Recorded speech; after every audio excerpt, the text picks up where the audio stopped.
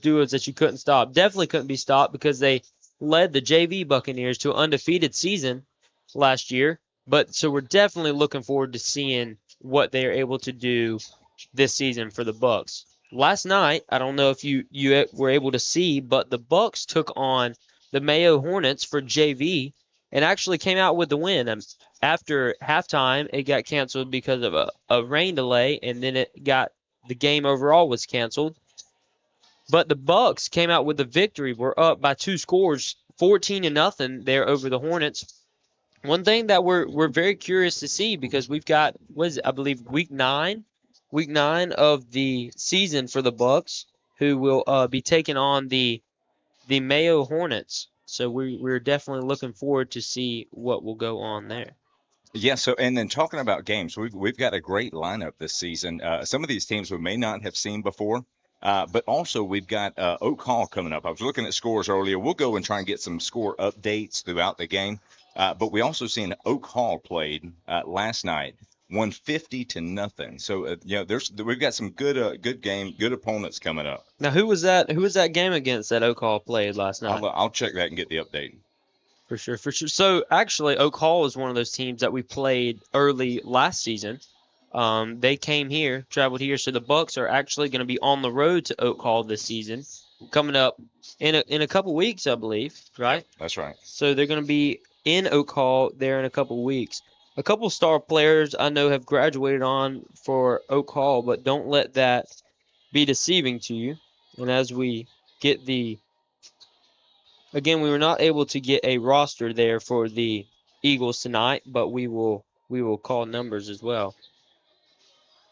And your captains for night, since it is senior night, all of your captains will be your seniors. So starting from the left, going to the right, you've got number 5, Devin Waller. Devin's one of those guys who came in this season. We're definitely looking forward to see what he can do, especially on the defensive side of the ball. Next to him on his right side is Carson Capella, number 28. Carson's one of those guys who actually came over from Fort White and joined the Bucks crew this season. Playing the running back position, we're definitely looking forward to see what he can do. Also, not dressed out tonight is number 11, Blake Pilkington, one of those guys who was able to join the Bucks this season but suffered an injury earlier on, but will be returning hopefully back in the next game or two. Just to your right of number 11, Pilkington, is number 7, Arcavian Jones. Jones is one of those guys, I believe, his 4th year on varsity. Yeah, that's right. So he's got plenty of experience. So we're looking forward to see what the Jones can do for us tonight, playing in the slot receiver position. Out in front and to the right of number 7, Jones, is number 50, Big Wyatt Derringer. Wyatt Derringer is one of those guys and you can testify to this, who's not scared to put his head down and hit somebody. That's right. So he's one of those middle linebackers, and man, he will stick his head in a hole. Does a great job stepping up the middle. Also playing on the line for the Bucks is Wyatt Derringer. So just on both sides of the ball, just hitting somebody. Number 6, just behind Wyatt Derringer there, is T.C. Smith. T.C. Smith is one of those guys who's been a big help to the Bucks early on this season. Looking forward to see what he'll be able to do. Transferred over from Columbia this year, so a lot of experience in the running back position and the slot receiver position, as well on the defensive side of the ball. Yep. Number 53, Joe Robinson. Joe Robinson's one of those guys, reliable guy, can be used wherever you need him. He's ready to go at all times. Number 0, a guy that's familiar to very many Buccaneer fans, if you watched any Buccaneer football last year, is number 0, Reese Vaught. One of those guys, you hand him the ball, he'll go anywhere that he needs to in order to get a touchdown. Also, I believe not having to play a ton on the defense side of the ball this year, just because of the numbers of Buccaneers that has been increased this year, adding a little depth. But then, number 8. Just to the right of number 0, Reese Vaught, is number 8, Trip Schultz. Trip Schultz is one of those guys who, like we talked about number 50, is probably pound for pound hardest hitter on the Buccaneer crew. So definitely be looking out for number 8 at the wideout position. Also on the defensive side of the ball tonight. Yes, we've got the Eagles just made their way out to the stadium, so we've got 3 of their captains. Again, we'll try and update with the numbers We do not have a roster, so we won't have all of the names as they're making plays tonight. Coin was flipped. Checking the call.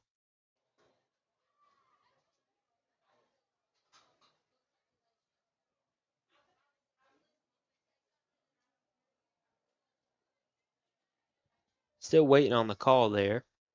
Whitecap in the middle of the field.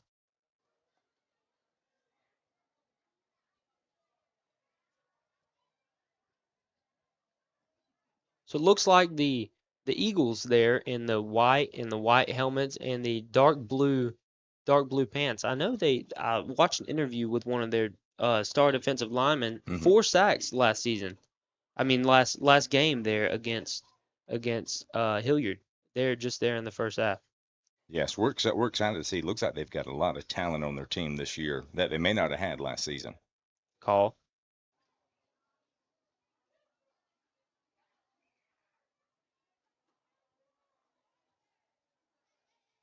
Deferred.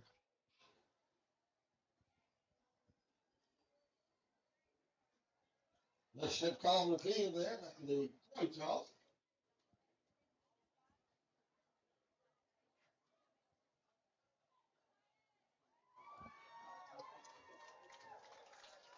All right, coming up, Eagles in the bus, taking the field. Playing bang, that's the deal. All right, we're about to enter. We're about to have the Bucks take the field here tonight as they're gathered over near the goalpost, about to break through and make it out on the field.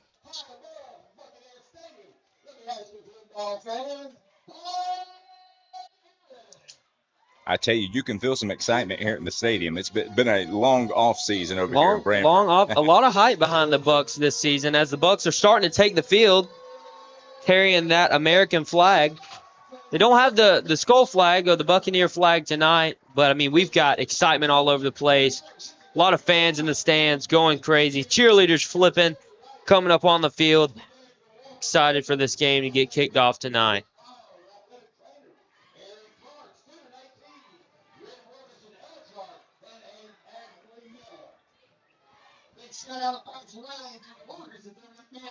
And if you weren't able to hear earlier, tonight's game, as there was a memorial that would take place earlier in memory of Buccaneer cheerleader Madison Michael, who lost her life to a tragic accident last weekend. 16-year-old Madison, who's gone way too soon, but her spirit will live on in the heart of Branford. Because once a Buck, always a Buck. So our thoughts and prayers go out to her family and friends, remembering and dedicating this game and broadcast to Madison's memory.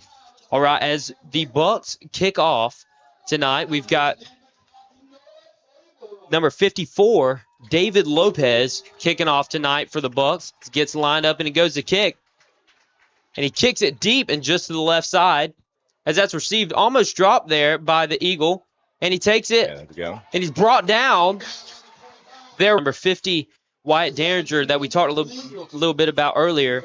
And number 5, that's number 3, Vernon Richards. Watch out for those guys tonight. Be looking to make some big Both of them are coming off play. of a good season last year. The guy motions bound to the right, and he throws a bubble there, but reverses field. That's number 4 for the Eagles, getting all the way back upfield. And his legs taken out from under him. Big hit there from number 0. That's Reese Vaught coming from the corner position. Big save as soon as he turned around, headed around the other corner. I mean, he had a lot of field over there. So that was a great open field tackle, stopping him behind the line of scrimmage. So it looks like that was almost a 6-yard loss on the play. Ball looking for the snap. Not able to get the quarterback's number tonight. Maybe we'll get it here in a minute. And he hands it off up the middle. And he cuts back. And that's number 6 for the Eagles, taking around the far side, being chased down, finally pushed out of bounds by number 7, Arcavian Jones, all the way down to the 40-yard line going in. I tell you, they're going to have to keep an eye on number 6 tonight. Once he gets around that edge, he is hard to stop. So he's got a lot of speed on him. A lot of speed there by number 6, and we're looking at these guys. We weren't able to get a whole lot of film on them to really see what they're able to do against other teams. But I mean, just early look here, they've been reversing field a lot. And he looks and he gets the offsides. That's number 67 for Branford, Case Townsend, jumping offsides there.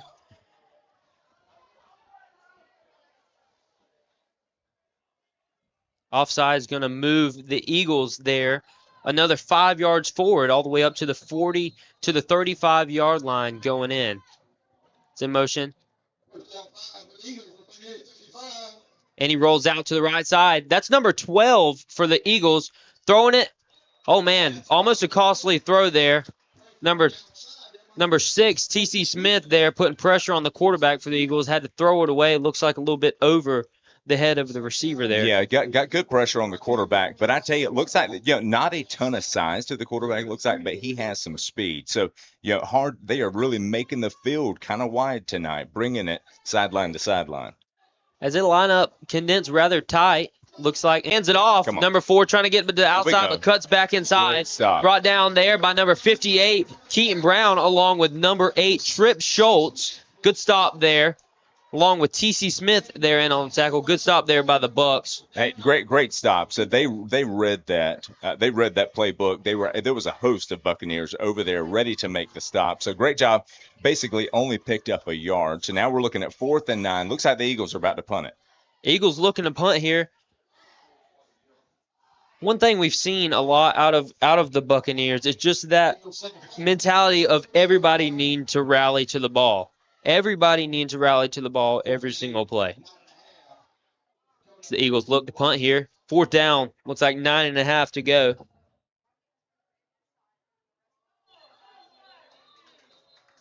Got another penalty there. Yeah, looks like another false start on the offense. Let's back them up another 5 yards. It's going to give us a little bit more room as they're going to look to pin the Bucks back tight in their own end zone. But I believe this is going to free us up to where we may be able to get some type of return out of this punt. And that's number 2 and number 8 there in the back. The freshman running back we talked about, Ollie James, and not a very good kick there, but that's okay because it'll actually bounce back into the closer to the Eagles territory. So you're talking about a total yardage of what, 6 yards on that punt? About a 6-yard punt there. That's going to give Buccaneers great field position on their first possession on the offense.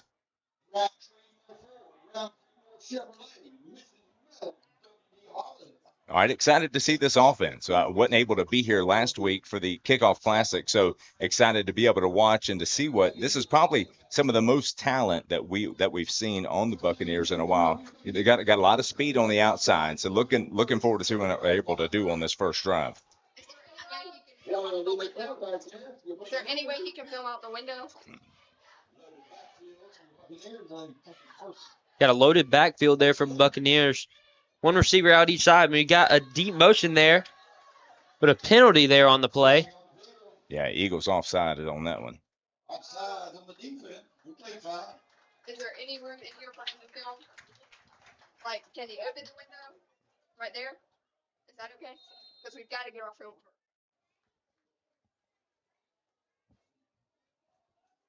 I guess if it's not more, just stick your arm out the window and record. Right as the Bucks come back to the line here. Get lined up still. One wide receiver on each side of the ball there. Bucks going to go in deep motion there, but hand it off there up the middle towards the right side to number 2, Ollie James. They're brought down with looks like a gain of a couple on the play.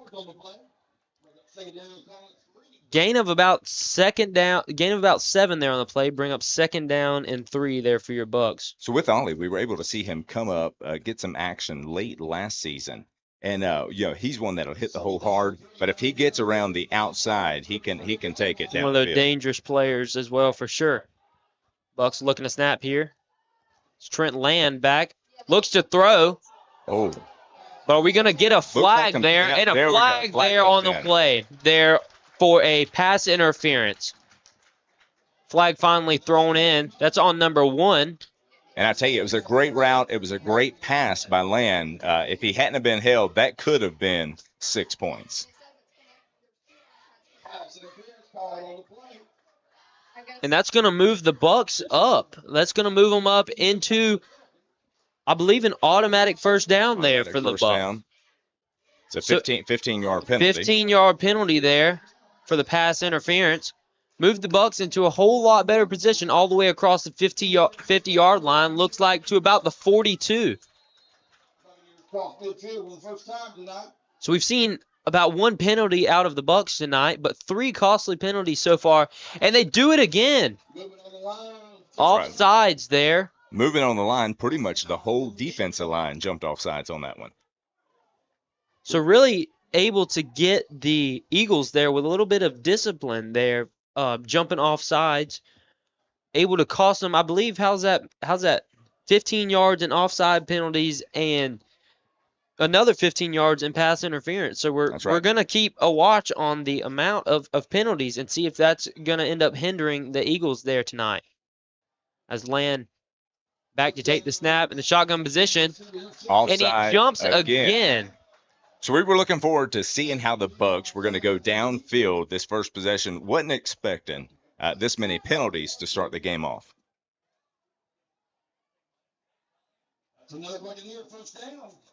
As the Eagles start to rotate some players on the opposite side of the ball just continually gets moved down closer to the Buccaneer touchdown. Looking forward to hearing that cannon shot off tonight as they're moved down closer to the 32-yard line in the Eagles' territory. That's Trent Land back. Number 9, Poindexter in motion. Ball handed off to Ollie James. And like we said, we've seen him go around to the right side. Dangerous in the open field. Was he able to get in for the touchdown? Wait for the call. And he was. That's a Branford Buccaneers touchdown. That's Ollie James putting 6 on the board for the Bucks. I tell you, we knew it was bound to happen, especially the way they kept on crunching down in the middle on the defense. All we had to do was get around that corner, and Ollie James was gone.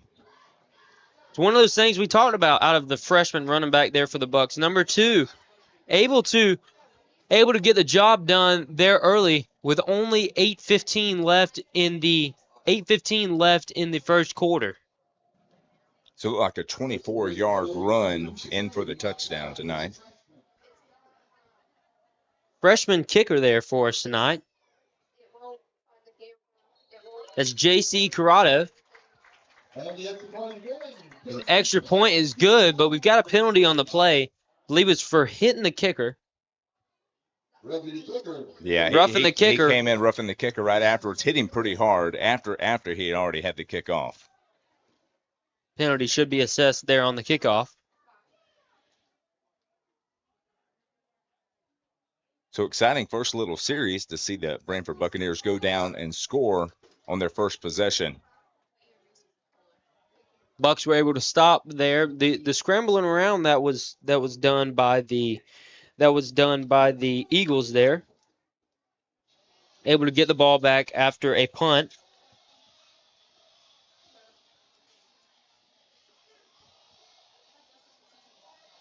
Number 54, David Lopez, looking to line up to kick. These guys ready to go, looks like, on both sides of the ball for the Buccaneers. As the Eagles are taking the field again, here to receive. We're going to see if Lopez tries to go deep there again for the Bucks, kicking it off.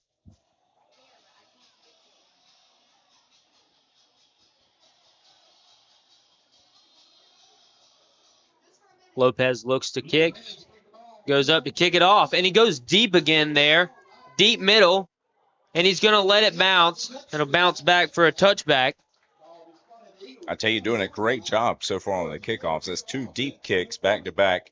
They'll bring it out to the 20 on this. We would also like to thank some of our sponsors tonight. We've got Farm Bureau Insurance here in Branford. If you're looking for any type of insurance, contact Farm Bureau Insurance.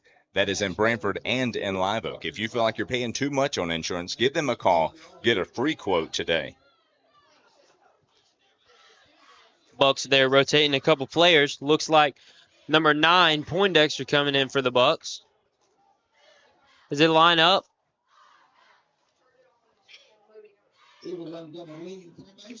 Eagles still stacked in here tight tonight.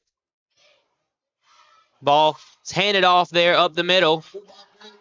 And he brought down by a crew of Buccaneers there on the play.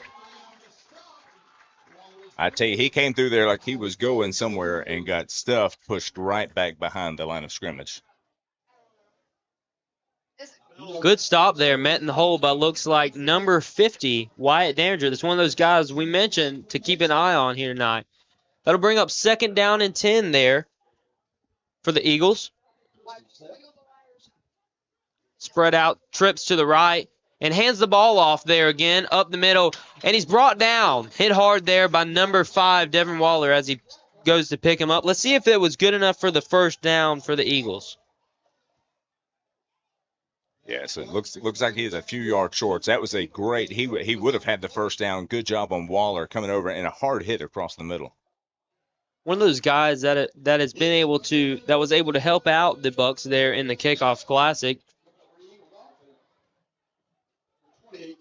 2 backs there, and he hands it off. That's number 4 again.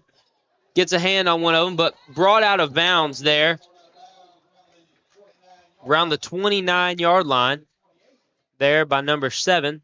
Yeah, and so number 6. It looks like he got a yard on that. Nice stiff arm. I thought he was going to make it around the end, but coming in was another host of Buccaneers ready to take him as he made the corner.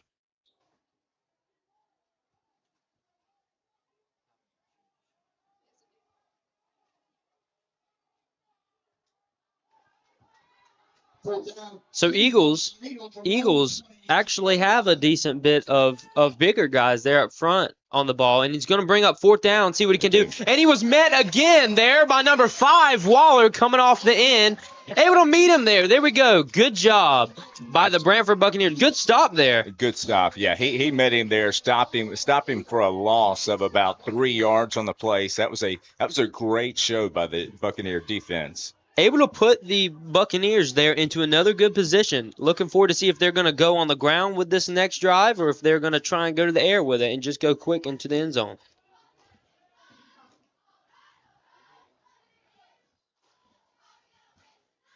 Off to a hot start there for the Buccaneers is number 5, Devin Waller, making a couple crucial plays there needed by the Bucs.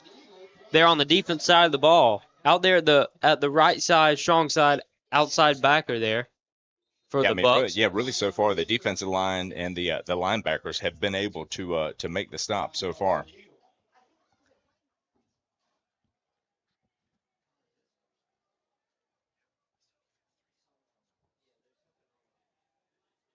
And we're going to cut to commercial here on the timeout here on rivercountrysports.com. This is Jeff Mosley And this is Lance McCray. at Roundtree Moore Chevrolet. Yep, Jeff likes football so much, he thinks it's a good idea to play football while he's playing golf. We both think football is the most important sport ever made. Yes, it is. Jeff and I both agree, and we can both agree on that since we both played football. Yes, it is, Lance. Go get them, boys, and hope to see you down at the store.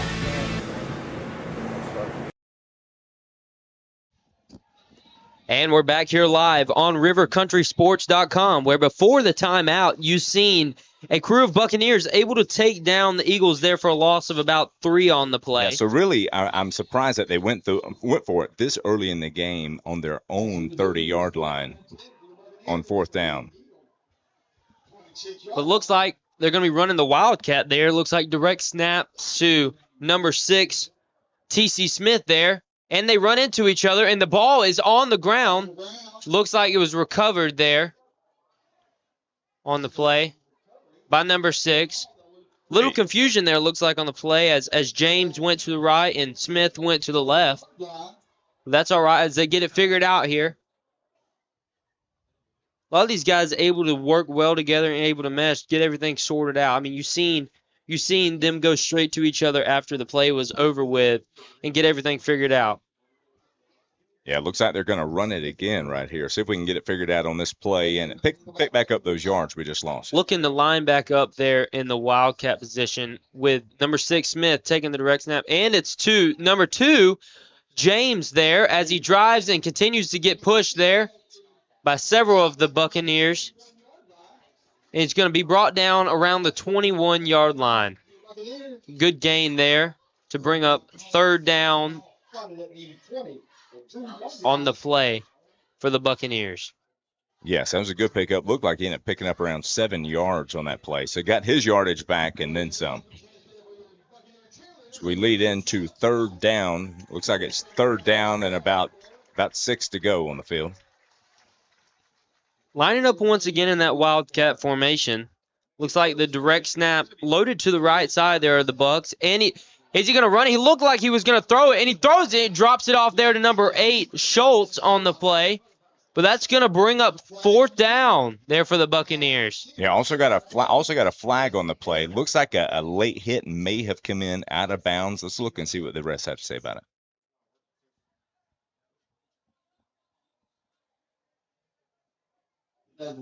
Man downfield. Illegal man downfield there for the Bucks actually on the play. Going to back them up and put them into a tough. Are they going to repeat the down there, or are they going straight to fourth down? Yeah, it looks like it's going to fourth down for the Bucks. This is the power curve. This is what the problem is. Not this. This is just the screen. This has power. So what's the problem? This does not. So There's this cable. it's either this cable or this is gone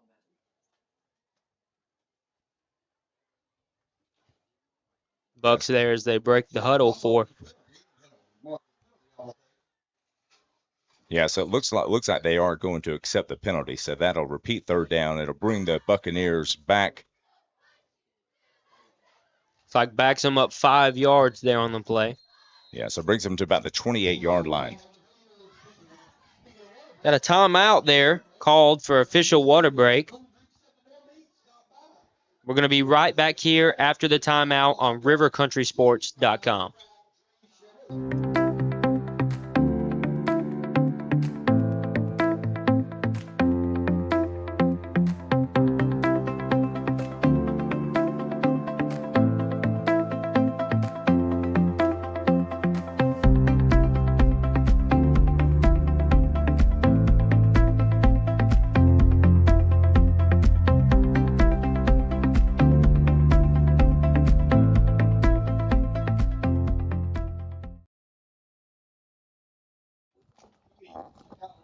Yes, we've got the Buccaneers taking the field. So we've got a great bit of sponsors here. We'd also like to thank Van Carpet One. So they're in their new building just off of Faith Road there in Lake City. So great big facility. They were able to move in there, and they have a beautiful line of carpet, tile, countertops, anything you're looking for. If you're looking to redo your home, looking for new construction, stop by and see them at Van Carpet One. Van Carpet One, they're a proud sponsor of the Branford Buccaneers. And we want to thank all of our sponsors as they do a big help there for the Buccaneers. On third down there, it looks like 12. Land comes back, and he's going to throw it. And just over the head of number 0 there, thrown into double coverage. Tried to throw it to Vaught over his back shoulder, just not able to get there in time. Yeah, that's going to bring up fourth down. Looks like fourth down and around 12 to go, or fourth down and around 8 to go. Let's see what the call is going to be. It looks like the offense is going to stay on the field. Looking to keep on the offense there, and they're going to go back with their, looks like normal position, normal formation there, with Land breaking the huddle. Number 28, Carson Capella, a guy we talked about earlier, at the wing back position. Loaded backfield. Number 8, Trip Schultz, 28, in motion there. Going to roll around to the left side. Not a whole lot of time, and he's going to look to throw it away. And it was almost intercepted there. Pass broken up there by number 8, Trip Schultz. Dangerous throw by Land as he had 2 defenders right in his face putting pressure on him. He decided to throw the ball, threw it right to an Eagle. So, one of the wide receivers did a great job in breaking up that pass. So it wasn't a pick six. That was number 8 there. Trip Schultz able to break up the pass. Almost a costly throw there by Land as we looked into fourth down there for the Bucks. Yeah, that's going to bring the Eagles offense back on the field as that was fourth down. So no loss on the play because of that, but very fortunate that it was just a turnover on downs. It's number 12 for the Eagles, looking to take a snap there. Whistle's blown into play, and he's going to sling it down to the right side. Is he going to get there in time? Just over the pass. Pass just thrown over number 4 for the Eagles' head. And I tell you, he actually had him. He broke deep on him. He was actually wide open. Looks like it just went through his fingertips. That would have been an easy touchdown if he just could have grabbed hold of the ball. Yeah, just thrown over his head there. But we've seen a lot of usage out of number 4 there for the Eagles tonight, being able to get the ball on a sweep there a time or two and able to run around a little bit. So it's actually the first time we've seen the quarterback throw the ball that deep. He's actually got a nice deep ball. Just not able to complete it there. But as he scrambles around, one thing we've seen him do a lot, he's going to throw it out of bounds. But that's way out of bounds. Way out of bounds there for the Eagles. And a flag thrown. Looks like for intentional grounding. Buccaneers coach looking for that flag, walking up and down the sideline.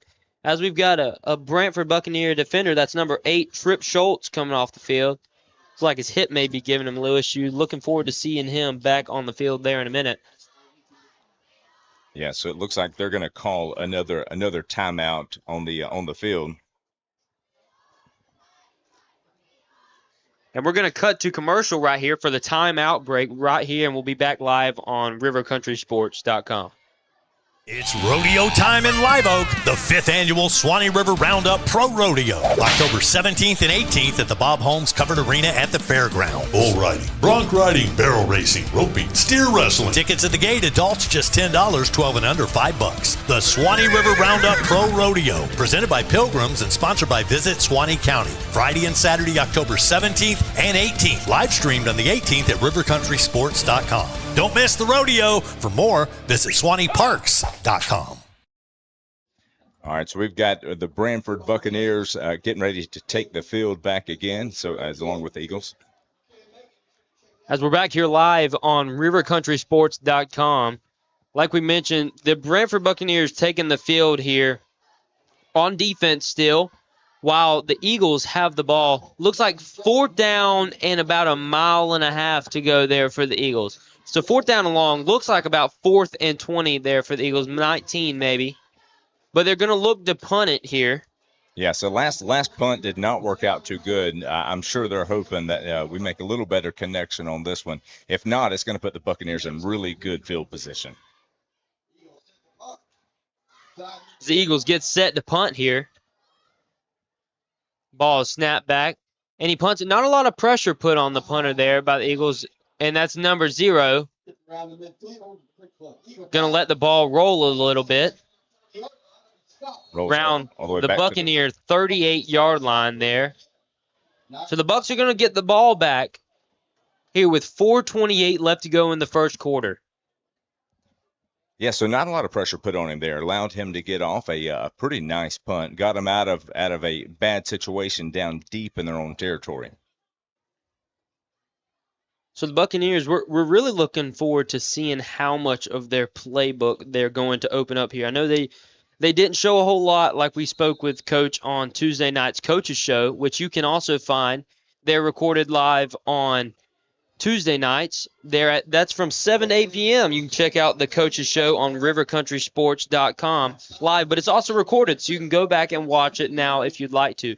Preview of last week's game and this week's game coming up there live from your coach. And that's number 2, handed off there. That's Ollie James, and he bounces off. He's still running. And he's still going. Finally brought down there around the Eagles' territory on the 40-yard line, looks like. That's one of those plays, I mean, we seen earlier James was able to break around to the right side for the touchdown there earlier on in the game, but does it again there as he picks up crucial yardage there on first down for the Buccaneers. I tell you, I don't believe the defensive line even knew what happened, and he was already past them. So it's a great way just to get through the hole super quick. Great job to the offensive line on that play, giving him a hole big enough a train could have drove right through it. Now let's look and see if we're going to see a little bit of that same action out of number 6, T.C. Smith, as James comes off the field and Smith goes in. And they're going to get him again there with an offsides penalty. Just not a whole lot of discipline being shown out of this Eagles defense. That's number 4, I believe, of offside penalties. Crucial yardage that's just continually being given up there by the Eagles. Just putting the Bucs there in a better and better position. Yeah, they've made a lot of bad calls on the defensive line as far as jumping offside. So we'll see if that continues on this next play. It's number 4, Land, back in the shotgun position.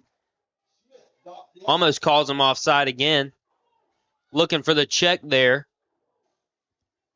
from the coach off the sideline.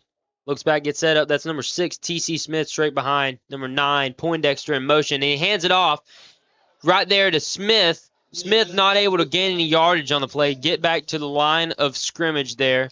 Going to bring up 2nd down and about 5 there for your Buccaneers going in. Yeah, and I tell you, the Eagles were ready on that one. He had a host of Eagles that met him behind the line of scrimmage. So the offensive line just kind of let him through that time, and he had nowhere to go.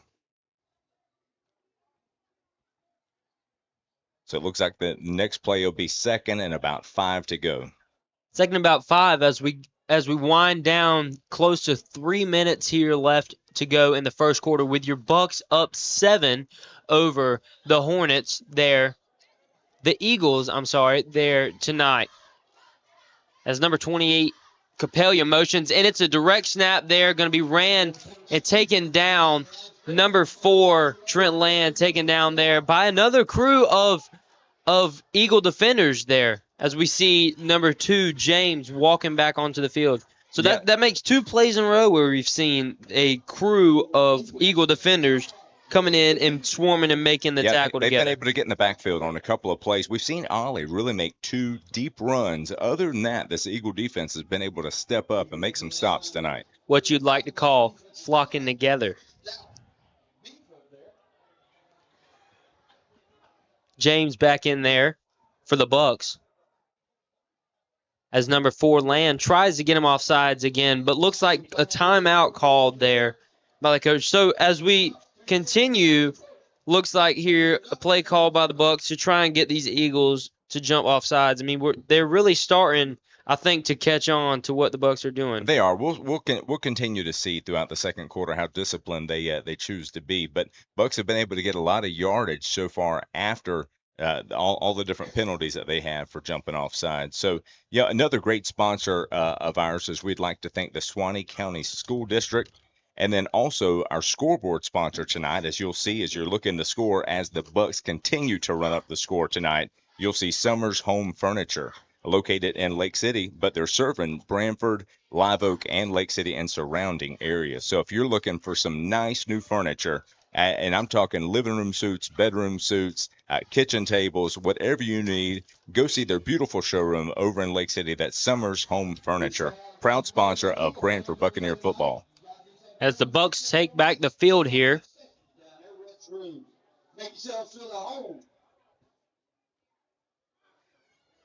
it looks like it's 3rd and about 6. 3rd and about 6 here to go for the Bucs. Your score is 7-0, still with the Bucs with the lead over the Eagles. Motion to the right there by James, but going to throw it back over to the left side. Looks like a little dance around there. Is that number 7, Jones? Not able to pick up much yardage there, but going to bring up 3rd down for the Bucs. Yeah, brings up 3rd down, and he really picks up about a yard on the play. Had a nice block by Ollie over there that gave him a clear little path, but had some other defenders step in there and stop him.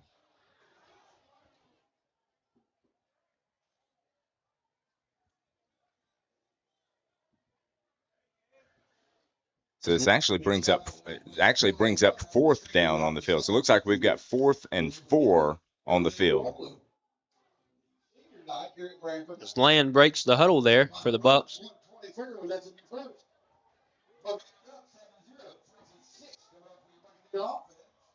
It's like 4th and 6 there for your Buccaneer offense. And he's going to toss it off to the right side, but James goes around to the right side. But just not enough there. Brought down by 3 or 4 Hornets on the field. And James a little slow to get up there. We seen him limp off the field a minute ago. Looks like his leg giving him some issues there. Yeah, turnover on down, so the Eagles' defense will come back on the field, and so they do have it kind of deep in their own territory. So not the best field position that they've had tonight, but definitely got a long way to go to put some points on the board.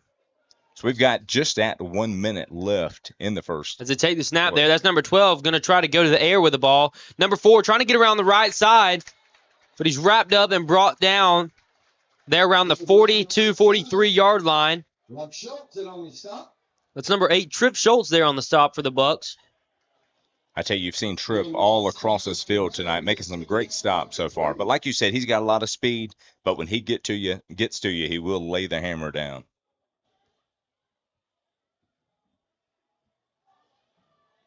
Side switching going on there by the Bucs on the defense side of the ball as the Eagles get figured out where they want to line up there.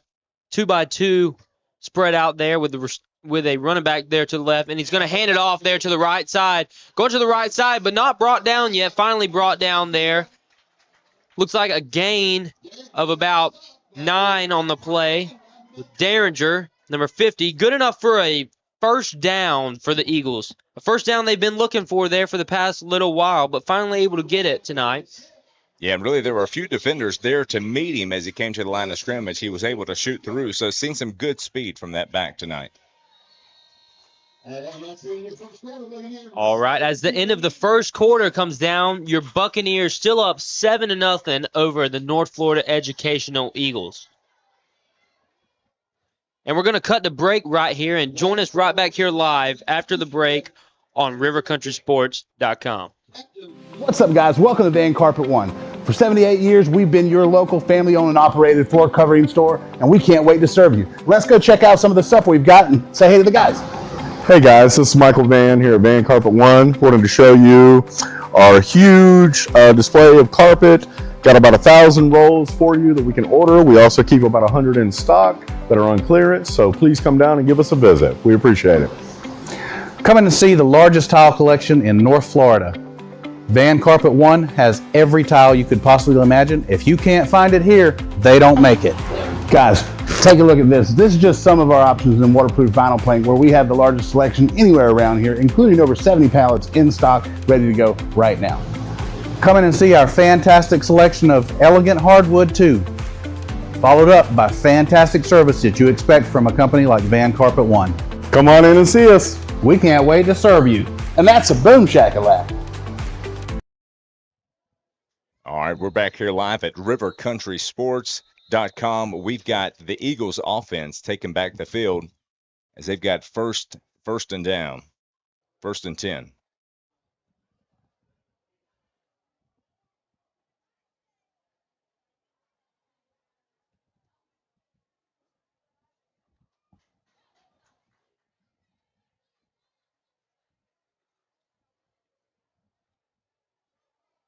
Trying to see what's going on the field. We've got a lineman for the Buccaneers down. All right. So we get it figured out there. Side switched here. Eagles going in. And the ball's thrown over there to the left side. And he breaks it down, and he still goes down. That's number 1 there for the Eagles. Good catch and run there for the Eagles. That's number 1. Brought down around the 30-yard line there by number 8, Tripp Schultz. Yes, if you look here, the Eagles are going hurry-up offense. So they're trying to catch the Buccaneers off their pace tonight. So they're moving quick. So getting it out of the pocket quick, getting the ball out quick as well. It seems to be working for them so far. And the ball handed off there to the right side again. Still making some motion, but looks like he was pushed in the back there, but number 6 finally wrestled out of bounds. A couple Buccaneers down on the play. That's Schultz on the ground, but finally able to get up. Another unidentified Buccaneer player down there on the play. Timeout. Official timeout for injury there called on the play.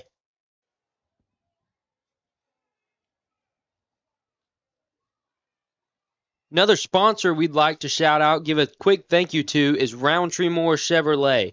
Roundtree Moore Chevrolet is one of those guys you want to go see, get all your truck and your vehicle needs. Go see Jeff down there at Roundtree Moore Chevrolet on Highway 90 East in Lake City. Yes, we've got a player still down on the field here. You know, the Eagles really have a great drive going. So they went to hurry up offense. They had a couple quick passes, couple nice runs. So really just trying to catch this Buccaneer defense off their pace tonight. That looks like number 9, Poindexter there. Able to finally get up. Don't know if he'll be able to return there, but looks like 2 bruised up Bucks there on the field as number 9 is helped there off of the field. That's Cole Poindexter for your Bucks.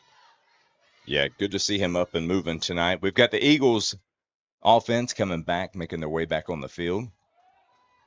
Let's see what they do. This is their best territory that they've had so far tonight. So Eagles able to make that hurry-up offense really work for them tonight as their quarterback, number 12, has been able to move the ball around a little bit as they hand it off there to number 6. Able to gain a couple yards there on the play, but brought down by several Buccaneers there. yeah, so I tell you, Bucks really need their defense, especially their defensive line, to step up, be able to get some pressure on their quarterback tonight, not allowing him to make those quick plays. The work we have seen there is really came out of the outside backers. I know we've mentioned number 5, Waller there, able to come up and make some crucial stops there. But a couple more guys. I mean, we've seen number 8, Schultz, who was down on the ground a minute ago, able to make some good stops for the Bucks as the pass, and he drops back. That's number 12, and he's going to scramble around, looking to throw it, and he's going to bounce around, but finally fell down there to the ground. Gain of about 2 there on the play. Going to bring up second down for the Eagles going in. Yeah, so really when he steps back to pass, he really has a lot of time back in the pocket, and he's also pretty quick too. So he's one of those who you got to continue to keep your eye on him, or else he can take it downfield himself. Number 12 there for the Eagles, doing a lot of scrambling around as well. He is. If he wants to sit back in the pocket, he's got time, but he's able to scramble around as he's got number 6 there to his right. And one of those things, again, he scrambles around, but he leaves a guy wide open there in the end zone for an easy pass and catch there for an Eagles touchdown.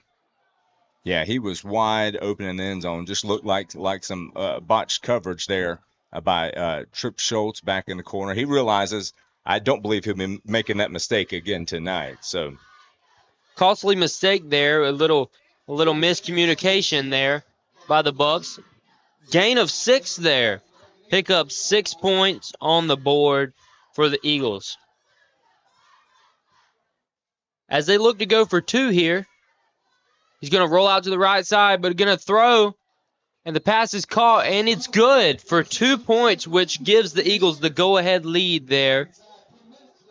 Yeah, so that was a really good drive we've seen from the Eagles coming out. I mean, they really came up with a different look than they had their first possession, and it was able to execute on it well. So went with the hurry-up offense. They were able to march it right down the field, whether they were running or completing some passes.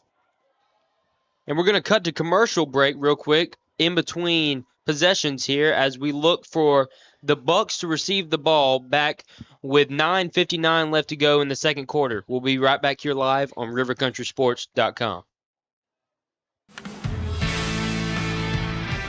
This is Jeff Mosley And this is Lance McCray. at Roundtree Moore Chevrolet. Yep, Jeff likes football so much, he thinks it's a good idea to play football while he's playing golf. We both think football is the most important sport ever made. Yes, it is. Jeff and I both agree, and we can both agree on that since we both played football. Yes, it is, Lance. Go get them, boys, and hope to see you down at the store.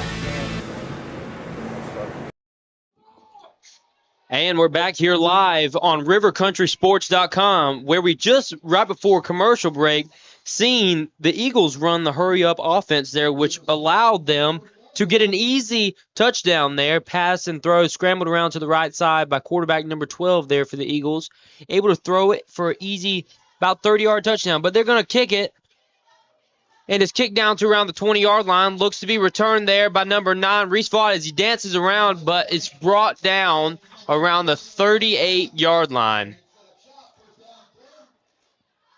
As the Buccaneers get ready there on first down around the 38-yard line. Nice little return there for about 18 there for the Buccaneers. Yes, we've got a lot of great games going on around our community. Big game happening over in Suwannee County tonight. We've got the Suwannee Bulldogs versus the Columbia High Tigers. It looks like right now Suwannee has a 6-0 lead with 2 minutes and 25 seconds left in the first quarter. Big game there because we seen actually a couple guys, a guy from over in Branford area, a couple other guys from over in Columbia, but a big game that we were looking forward to seeing the final two of Columbia and Suwannee. But as we go back, the ball is handed off, but the Eagles blow right through the Buccaneer line and make a stop there. Yeah, they were able to get in the backfield quick on that one, blew up the entire play. They were there, they met them at the handoff and was able to stop them. So it looks like a loss of about 3 yards on the play. It's going to back up the Bucs there for about 2nd and 13 from the 35-yard line. As number 4, Land, looks to take the snap with James back behind him, and he has to scramble around, but he piles into one of the Eagle defenders, number 8 there, able to bring up the stop there for the Eagles. As number 4, Land, is pushed out of bounds. Yeah, really had nowhere to go on that one. It looks like the snap wasn't really expected there by the Bucs. Yeah, no, it seemed like it came a little bit early, not really giving a Land a chance to let the play happen. Couple other games we've got in the area is we've got your Mayo Lafayette Hornets up 26-0 against Dixie County there in the second quarter. Eagles here in Branford Buccaneers Stadium. 9 minutes left to go here in your second half with the Eagles up 8-7 there over your Buccaneers. Yeah, another big game going on in our area is Taylor County versus Fort White. Looks like Taylor County is up 6-0. Looks like it's towards the end of the first quarter there. So a lot of good games going on in the area. But I believe we're watching a barn burner right here at Branford Stadium. So kind of wasn't expecting them to be able to stop Branford the way that they've stopped them, and then also to march down the field and go up by 1.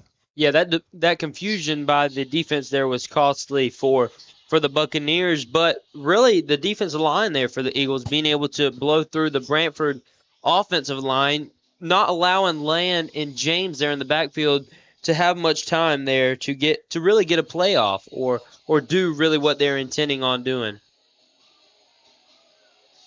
Yeah, Branford's offense making it back out on the field.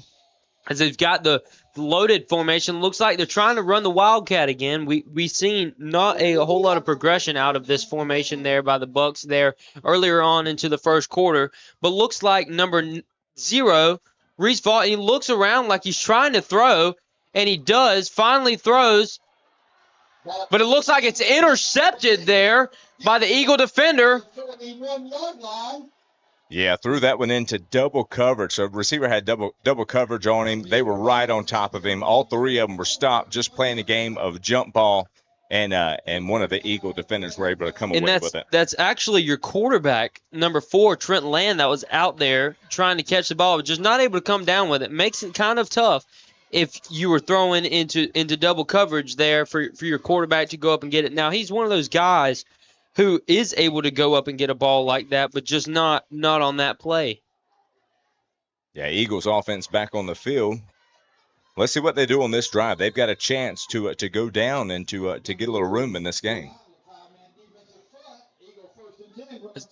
As the Eagles are up 8-7 with about 8:45 left to go. Clock winds, and number 6 dancing around there for the Eagles. Able to pick up a good bit of yardage. Going to bring up 2nd down and about 3 on the play. Able to pick up about 6-7 yards there on the play. Yeah, it was a great first down. Able to run it right up the middle and just about getting a first down. So that's going to put us at 2nd down. Looks like about 3 to go. Good run there by number 6 for the Eagles. As we've got trips to the right side. there for the Eagles, and he takes a snap, and he looks to throw. Quick pass there, and he's hit. And he's hit by number 8 there, Trip Schultz. Yeah, but again, we had 2 receivers out on the right side. Both of them were wide open. Schultz was playing him a little back, not heavy pressure on that. Really fortunate that the ball just went through the receiver's hands. Ball went through receiver's hands, but I don't know if that was just the formation that the Bucs were running there on defense. But if another guy would have been there, that ball bounced up in the air and would have been able to have been picked off there by one of the Bucs defenders. It had nobody to stop him either. Looks like 3rd down and 3. Eagles look to get lined up there, 2 by 2. And he's going to throw it, and it's almost caught there, but dropped. Oh, again. But number 3, Vernon Richards, I don't know if you've seen him come in there, but he was coming in hot. If that guy would have stayed up, it may have been bad for him. Yeah, put a lot of pressure on him. Quarterback, again, has making some great throws tonight.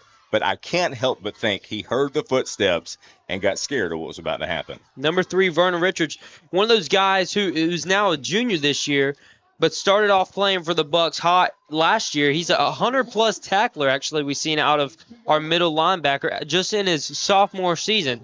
Excited to see what he's able to do here for the rest of the season. Starting off hot here tonight. And it's going to be thrown down. Looks wide open, and it's caught there all the way down to about the 18-yard line going in. Another misread there by the Branford Buccaneers defense. Another misread. It was 4th and 1. I don't think the Buccaneers expected them to go deep down the sideline. Ball was put right on the money, and he was wide open. 7:45 on the clock. Brings up about 7:40 left to go as the Eagles are driving down. A couple long passes able to get them into the Buccaneers territory. 7:30 left to go, and he's going to hand it off around to the right side, still dancing around, looking to go behind a blocker. Finally brought down after a decent little gain there on the play by the... Yeah, so a lot of missed tackles. We had a couple linemen able to get right through the line of scrimmage, wasn't able to make connection to make the tackle, so it gave him a few more yards to go. Looks like they're down to about the 6-yard line. We're seeing a little bit of heat out of these players, little John going back and forth. Hopefully none of that will escalate, but I've never found myself having to call a fight on the field, so that would be an interesting first. Right here on rivercountrysports.com. As number 12 there for the Eagles looks to throw, and he's going to throw, and he's got it short there for the flat, but he's brought down close. Let's see, he wasn't in for the touchdown. Stopped there around the 1-yard line. Couple of Buccaneer defenders collided into each other there right around the end zone. Don't know if, but able to get up there, continue playing. Yes, as if 1st and goal for the Eagles on the 1-yard line. 1-yard line going in. This is really where their large offensive front is going to be able to hopefully help them get in there. And let's see if they get in. But the ball, I believe, is on the ground. Let's see what the call is. And I believe the Bucs get the ball back. They're fumble in the end zone. Ball popped out before he crossed the plane and rolled into the end zone. Bucs were able to recover it. It's Bucs ball. 1st down, Buccaneers. That's a great There we great go. start. We're going to get the ball back for your Branford Buccaneers there on the 20-yard line. Starting off, going out, getting a little bit of a fresh restart there. Almost scared you a little bit. The almost even further go-ahead touchdown there by the Eagles. Well, I tell you, it shows you why you never give up. I mean, Eagles had another great drive, get down to the 1-yard line. It'd have been easy for the Bucs just to let them cross on over, get the touchdown and start over. But instead they kept fighting, able to get the ball popped out, get and recover the ball. So it's a great job by your Branford Buccaneers.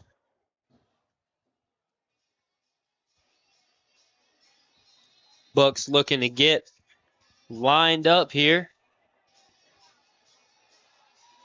5 minutes, 50 seconds left to go in your second quarter. Eagles still up 8-7 here in the Wildcat formation. Early whistle there. Looks like false start on the offense is what it looks like. It's going to back them up 5 yards.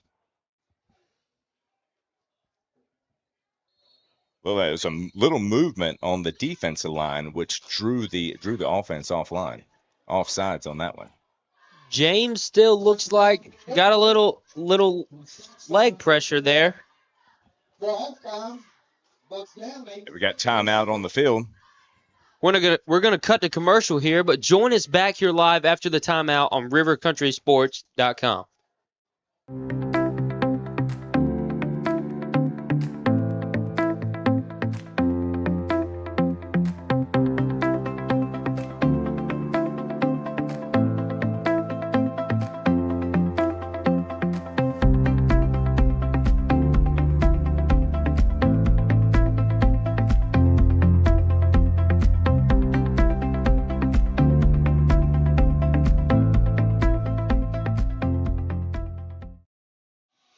And we're back here live on rivercountrysports.com, where we just seen the Eagles, the North Florida Educational Eagles, try to get it they got it all the way down there to the 1-yard line, but as they pushed the ball into the end zone, the ball popped up and was recovered there by the Buccaneers. Buccaneers took up shop there on the 20-yard line, but a false start backed them up 5.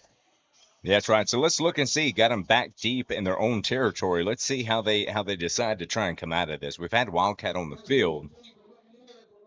Looks like they're going to take the Wildcat formation there. The direct snap looks like to number 2, James there on the carry. Round to the right side, but brought down. Gain of about 5 on the play. Yeah, so they pick back up their so it's a great 5-yard run by Ollie up the middle, had a lot of lead blockers, but they end up picking back up the 5 yards they just lost from being offsides.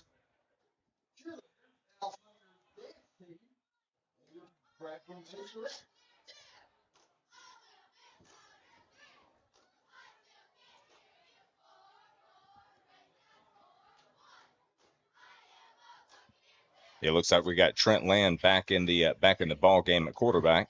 Land back there for the Buccaneers. We're going to see if he's going to go on the ground on this play or if he's going to take it to the air. We've not seen a whole lot, and he does. He takes it to the air, and that's number 7, Jones, around to the left side. He's still going, but he steps out of bounds. Looky there. Would you look at that? Jones there for the Buccaneers with a good catch and run there. Yeah, it gives this offense a little spark they needed just to pick up some nice yardage there. Nice open field catch. He was able to get some good yards down the sideline after the catch. Yeah, see if this continues to build the momentum for the Branford Buccaneers. So they're on first down. Bucks took it to the air with the quick little pass right there, able to be brought down to about the 44-yard line. Going out there for the Bucks. Land takes a snap, but he's going to hand it off to number 6, Smith, who's stuffed by a group of Eagles there on the play. Brought down. Looks like a loss of a couple there.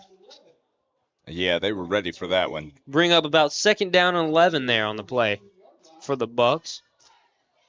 Yeah, so trying to work their way across midfield on this one. Got to get to about the 46-yard line for the first down. And if you're here on rivercountrysports.com watching live, go ahead and give us a like and a subscribe and share it with your friends. That way they can see all the Branford Buccaneers live action. Home and away game. And he pump fakes it down to the side. And it's Reese Vaught makes the catch there. He's inbounds, but he just steps out as he was looking to go all the way. Man, what a great pump fake by Land. Pump fake out to the side. Draws in the defender, gives him wide open receiver downfield. I don't know if you've seen where his eyes went, but number 0, Vaught's eyes were looking for 6 there. Just stepped out of bounds, and the Buccaneer fans are going wild. They love to see stuff like that. The guys doing good, able to make big plays. Yeah, everybody excited. Got a great drive going here. Land back in the shotgun position again. And they're going to go offsides again on the defense. Going to move them up 5 yards. Yes, that's going to put them down to around the 26-yard line. Puts them in great field position.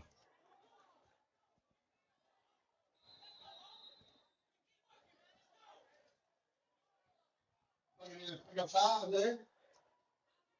Going to pick up 5 there for the Buccaneers. Down at 5 for the Buccaneers. Going to bring up first down and 5 there as we get lined up with a wing, a tight end and a wing there for the Bucs on the left side. Double receivers, and he looks to throw it, and who's he going to throw it to? That's Vaught right there, and he goes all the way down, looks like to the 2-yard line there for the Buccaneers. That's Vaught twice now. One play, another break, and then another play right down the left sideline for Vaught. Great pass by Land. Vaught had a defender right on him. Land was able to fit it in the tiniest hole right down there, putting him down. Looks like on about the 2-yard line.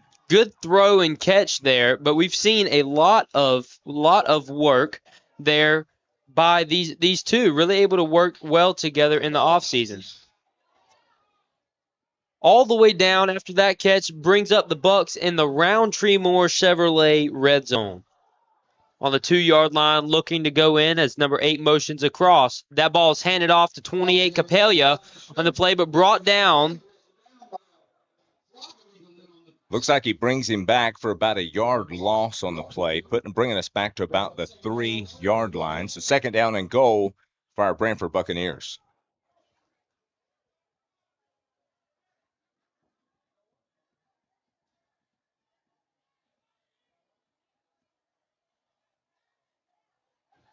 Branford Buccaneers there. Still the 2 receivers out to the left side with your tight end and your wing formation there. We've seen this a handful by the Bucs as number 28 Capella, but Land takes it by himself there. See if he was able to get all the way, but it looks like he was stopped just short of the goal. Once again, brings up a 3rd down there for the Buccaneers. Looks like he picked back up that yard they just lost on the previous down. Brings them back down to the 2-yard line. So we've got 3rd and goal from the 2-yard line for your Branford Buccaneers. Eagles still with the lead there, 8-7, as the second quarter winds down to about a minute and a half left to go here in your second quarter before halftime as Land takes a snap and he looks to go to the air with it, but it's intercepted. It's intercepted there by one of the Eagles, and he's still going around, and he still cuts back. That's number 8 there for the Eagles, with Ruin being chased down, looks like, by number 8, Schultz. Still going all the way. Is he going to go all the way? And he does. He takes it all the way back to the house for a 98-yard interception, pick 6 there by number 8 for the Eagles. Yeah, that's one of those you wish you had back. He was, had the wide open receiver, did not see the defender standing in the wings, came through and got it. Couple opportunities to tackle him across the field with some arm tackling. They missed him, and he took it all the way to the house on that one. Yeah, it's number 8 there again. Again, if you didn't hear us earlier on in the show, we're not able to get a roster there for the Eagles, but we will go by the numbers. I mean, you've seen number 8 there able to return for a pick 6. You've seen number 12, the quarterback, being able to move a lot around. A lot of scrappy guys here for the Eagles that we've seen earlier on in the first half. Yeah, there is. Got a lot of speed, especially when they get into open field. A minute to go, but we're seeing the 2-point conversion team coming back out on the field for the Eagles. As number 12 lines up in the shotgun position there for the Eagles, rolls out to the right side, but is he going to throw it? And he throws it there. And it's incomplete there. Almost bounced off the hands into another hands of the Eagles there. And he had the wide receiver wide open in the corner of the end zone. Really just threw it behind the receiver. He was able to tip it up, almost caught by another receiver to pick up the 2-point conversion. So that 2-point conversion is denied. So it does make our score 14-7, right at a minute left in the first half. So Bucs are about to receive the ball. Let's see what they're going to do. What do you think? A minute left. Can we go down and score with only a minute? Minute left to go here until halftime. We're going to cut to commercial real quick, actually, and we'll be right back here live on rivercountrysports.com. This is Jeff Mosley And this is Lance McCray. at Roundtree Moore Chevrolet. Yep. Jeff likes football so much, he thinks it's a good idea to play football while he's playing golf. We both think Football is the most important sport ever made. Yes, it is. Jeff and I both agree, and we can both agree on that since we both played football. Yes, it is, Lance. Go get them, boys, and hope to see you down at the store. And we're back here live on rivercountrysports.com, where we just seen there by the Eagles, number 8 there for the Eagles, able to take a pick six all the way from the Branford Buccaneers 2-yard line, all the way back there for the pick six on the play. The 2-point conversion was tried there by the Eagles, no good. But as a couple guys wrap around, the kick was kicked deep there to the Buccaneer, but stuffed there around the 28-yard line, brought down, and we're going to have about 52 seconds remaining on the clock there until halftime. Going to see what the Bucs are able to do now. It's number 6, Smith there for the Bucs on the return. Yeah, so 52 seconds left. Buccaneers need to go down. They've got an opportunity to go down and tie it up going into halftime. So got a long way to go. So got a lot of ball games going on in our area. Another great ball game, which is Bradford County and Baker County are playing. Looks like they're just about into halftime. Bradford's up 7-0 just before the half. Another one we've got kind of in the area, Union County taking on Yulee. The Yulee Hornets there taking on the Union County Tigers. Score 0-0 there. Land lines up there for the Bucs. Hands off there to the right side. Not able to gain any yardage there by James. Yes, able to stop him right again at the line of scrimmage as the clock continues to roll down. So we've got to move quick to be able to get a few more plays off before halftime. So I don't know if you knew this, actually, but one thing that the Bucs like to practice is this, what they call this touchdown formation, trying to get this win the game situation. I mean, you're about to go into halftime. You want to be tied up going into halftime, just giving yourself a little better stance. Let's see if they can put it into play here in the game. With about 15 seconds remaining, are they going to get another playoff? Looks like they are. Land looking to take the snap. He's just going to hand it off there, but he hands it off around the left side, and James, but he's brought down. We thought he was about to go all the way there for the Bucs, able to maneuver around a couple Eagle defenders. Yes, we're able to get the clock stopped with 2 seconds left on the clock before halftime. Great run by James, able to pick up, give a little life before halftime, but we've got a long way to go as the ball is placed on Branford's own 35-yard line. But what are they going to do here? Do you see them taking it to the air? As we've seen, they just put it on the ground there, but they almost broke it loose. I mean, so are they going to try and go back to the air? But it looks like they were brought all the way back. I don't know if there was a flag on the play. Yeah, had a flag on the play. Looks like it was for holding. Brought them back to inside their own 20-yard line. I believe this far back, I believe they may just take a knee and the clock runs out there. So we'll see you right back here after halftime live on rivercountrysports.com.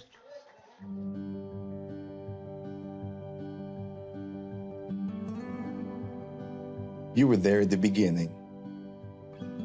You stood behind me, guiding me through good times and bad. Teaching me lessons I wouldn't appreciate until later. Preparing me for the day when you couldn't be here. What you've given me, I'll carry wherever I go. And because of your planning, I know I'll go far.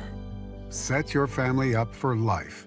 Southern Farm Bureau Life Insurance. Your friends for life. Farm Bureau Insurance, serving Florida for over 70 years. In Suwannee County, you'll find Farm Bureau in Branford and in Live Oak. In Branford on Drain Street, phone 935-1274. And in Live Oak on Dowling Avenue, call 362-1274. Real service, real people, Farm Bureau Insurance. All right, we're back here live on rivercountrysports.com where we've got a quick little first half recap here. Where what did you really see here, Stephen, kind of in the first half? Well, I tell you, watching Branford's defense come out, get a quick stop, and then go right down and score. I thought we may take away this ball game early in the first half, but man, Eagles has had a couple nice drives. Really, couple explosive plays there. Really should have already put another 6 on the board with that touchdown fumble, and then Branford brings it all the way down the field just to give it right back to them. Couple things we seen there working out of the left side. I mean, you've seen the Bucks run the Wildcat formation, able to pick up a few yards at a time. But those throws down the left side that we've seen, just a play apart from each other there, from Land to Vaught down here on the left side, pick up crucial yardage there for the Bucks. But came up there as they got all the way down to the 2-yard line, driving in. Couple runs there by James and your quarterback Land. But then a pick six brought all the way back there, which brought up your score to 14-7. All right, we'll see you right back here after halftime live on rivercountrysports.com. What's up, guys? Welcome to Van Carpet One. For 78 years, we've been your local family-owned and operated floor covering store, and we can't wait to serve you. Let's go check out some of the stuff we've got and say hey to the guys. Hey guys, this is Michael Van here at Van Carpet One. Wanted to show you our huge display of carpet. Got about 1,000 rolls for you that we can order. We also keep about 100 in stock that are on clearance, so please come down and give us a visit. We appreciate it. Come in and see the largest tile collection in North Florida. Van Carpet One has every tile you could possibly imagine. If you can't find it here, they don't make it. Guys, take a look at this. This is just some of our options in waterproof vinyl plank, where we have the largest selection anywhere around here, including over 70 pallets in stock, ready to go right now. Come in and see our fantastic selection of elegant hardwood too, followed up by fantastic service that you expect from a company like Van Carpet One. Come on in and see us. We can't wait to serve you. And that's a boom shakalaka.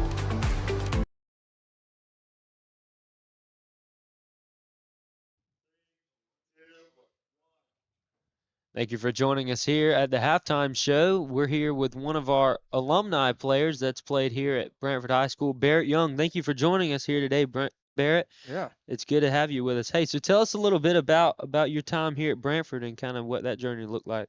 So it was a little bit different. It wasn't too long ago. I'm not quite that old. I graduated in 21. Back then, it was pretty much in 9th grade. As soon as you got done with your JV season, you'd move straight up to varsity. And a lot of us guys, we didn't maybe have the depth that you see nowadays in schools, where there's more students that are attending, more people want to do football. So back then, I mean, 9th graders were starters. As soon as we moved up, first game we were starting, and I got thrown in that role probably about my second, third game up. One of our varsity centers had some problems that he had to step away from football, so at 160 pounds, I was starting for Branford football, which scared Coach Clark, but I held my own, and it was pretty good. As for the summer workouts, I mean, back then they were maybe a little bit more loose. I mean, we were still required to have a set number, but you can definitely see the quality of players from the time I played till now. Just the increase in strength, the faster, more explosive guys now. And I think that's a true testament to this program just growing and evolving over the past couple of years. And I think Coach Clark has built a good program here. As a matter of fact, I mean, when it comes to brotherhood, they're still some of my closest teammates I talk to every single day. And, I think that's a good testament that some of those guys I've heard touch on. Right. So that's good to kind of know that the program has kind of built something that you'll keep with yourself further on in life. I mean, which is really what it's all about. I mean, playing football, it's about, obviously you're trying to win. That's what you're trying to do, but having fun while you're doing it and creating a relationship with some guys that you'll continue to talk to after school and further on in your life. But speaking of life, what did you kind of find yourself doing after you graduated? So after I graduated, I took a year off from college. I did state office for FFA. It was one of the programs offered here at school. It's a nationwide program. Following that year, I started attending UF, going after my bachelor's degree. Still currently in school, have a little bit left over, but I've also started an internship with Syngenta, it's a seed company. So it's kind of propelling me to the next step in life, trying to make a good living for myself and just be sustainable. That's what anyone can ask for. Right, for sure. So what are you currently going to major in there at Florida? Currently it's in agricultural operations management. Kind of doing my focus with that degree. You can pick different focuses, trying to focus maybe towards a horticulture agribusiness route, just, trying to build up, a resume for that career of going into seed sales or, trying to, figure out those experiments to see which one works the best. Right, right. So the line of agriculture, which I've experienced through the classroom, Mhm. really runs in your family. So that's something that because your mom is the agriculture teacher here at Branford, isn't she? She is. So she's been teaching here for, I mean, since I was in first or kindergarten actually is when she took over, or first grade when she took over the ag program here. Started her annual ag day that she does for the students over there at the elementary school. It's trying to, educate them while they're young to get that thought into their head so that when they get here. But she's been teaching here for a while. I mean, she actually had the opportunity to teach Coach Clark. And so it came in a full circle moment. He's known me since I was little, so when I had the opportunity to play for him in football, he kind of messed with me a little bit about, because of course he's my mom's student and they were really close, and he knew my dad really well. My dad actually helped out a lot with the football program. When it Right. came to running the film equipment, those towers that we use for all of our film. He was instrumental in helping get that set up and get that running for us. So it's a definitely a tight knit community, and definitely agriculture and football had a big part in my family growing up. Yeah, it's crazy how it all kind of connects and Mhm. rolls around. But that agriculture that has allowed you to continue on and have a career in that one day. I mean, what are kind of some of the things that translated from that you learned on the football field and the work ethic that you had to put in here that kind of translate to what you're doing now? I mean, it starts right at the most important thing when it comes to anything you do in life, being on time. And if you're on time, you're already late. You got to be there early. So what Coach Clark taught me is get here early, get prepared, let's get this thing done, try to make ourselves better. And I use that same, mindset every day. Get up, get ready, try to be out there early as I can. Let's try to get the day done, quicker, but get a better jump at it. And if you can get that early start and, get that quality underneath your belt, it's going to prepare you for anything in life. That early jump that you get, you're 10 seconds maybe faster than the next guy that wants that opportunity. So it's just about being up and taking every opportunity you can. Just, just think of what football does for you, man. I mean, just the lessons that you learn. I mean, from Mhm. not only being on time, but the camaraderie, how to work together, Mhm. teamwork. How to be part of something, how to test yourself. I mean, just those things that translate further into life that help you. And it goes back to also that brotherhood, like you mentioned, like I talked about earlier. You met no stranger on that field. If you were in that locker room, you had 30 of your best friends right Yeah. there beside you. And I use the same thing when it comes to working. I was new to that, just got new to that internship last fall, or about time football season was in mid effect. And I refused to, like work with somebody that's not going to talk to you. Like Right. you have to have those Right. connections. And so it makes everything go a lot better. When you're able to work together, you're able to communicate, you're able to get things done more effectively. And it's the same way on the football field.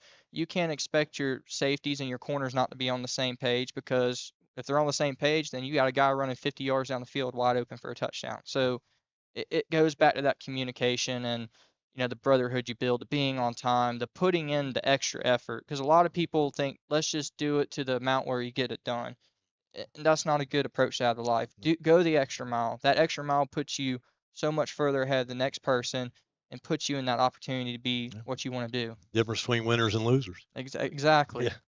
Yeah, so you graduated in 21, Mhm. correct? Which means you started off high school what, in 2017? Ooh, 2017, 2018? about Right. I So think. that was actually about the time that Coach Clark was starting off here at Branford, Mhm. correct?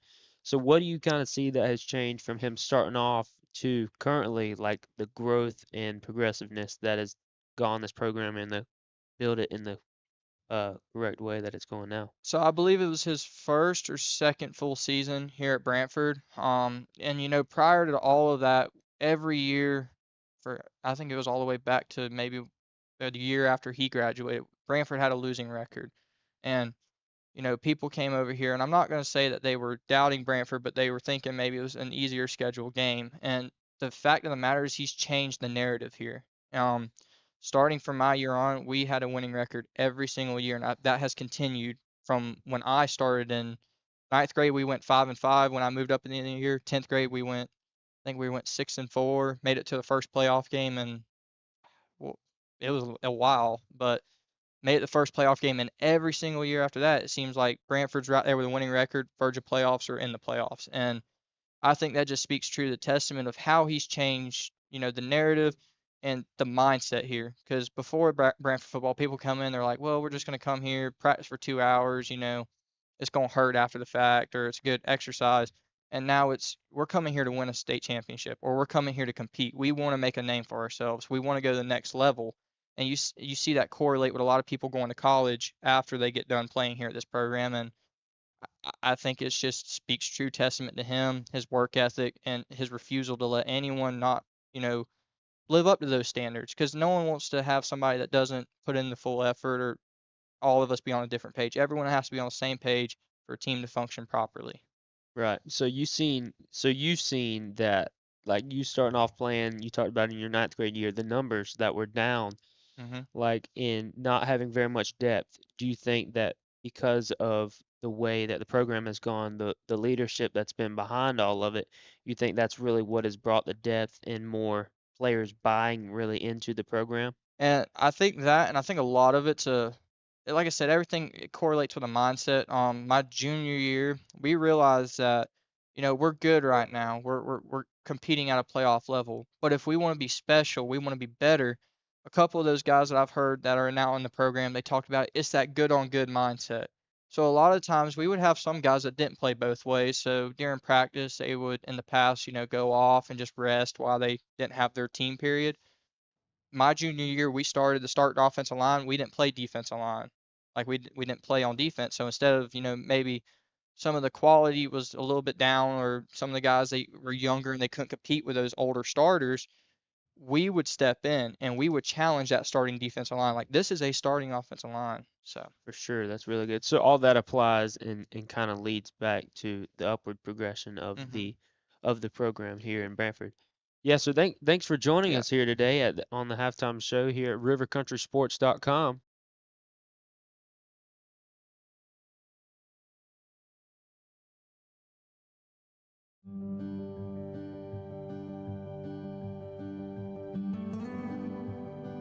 You were there at the beginning. You stood behind me, guiding me through good times and bad, teaching me lessons I wouldn't appreciate until later, preparing me for the day when you couldn't be here. What you've given me, I'll carry wherever I go.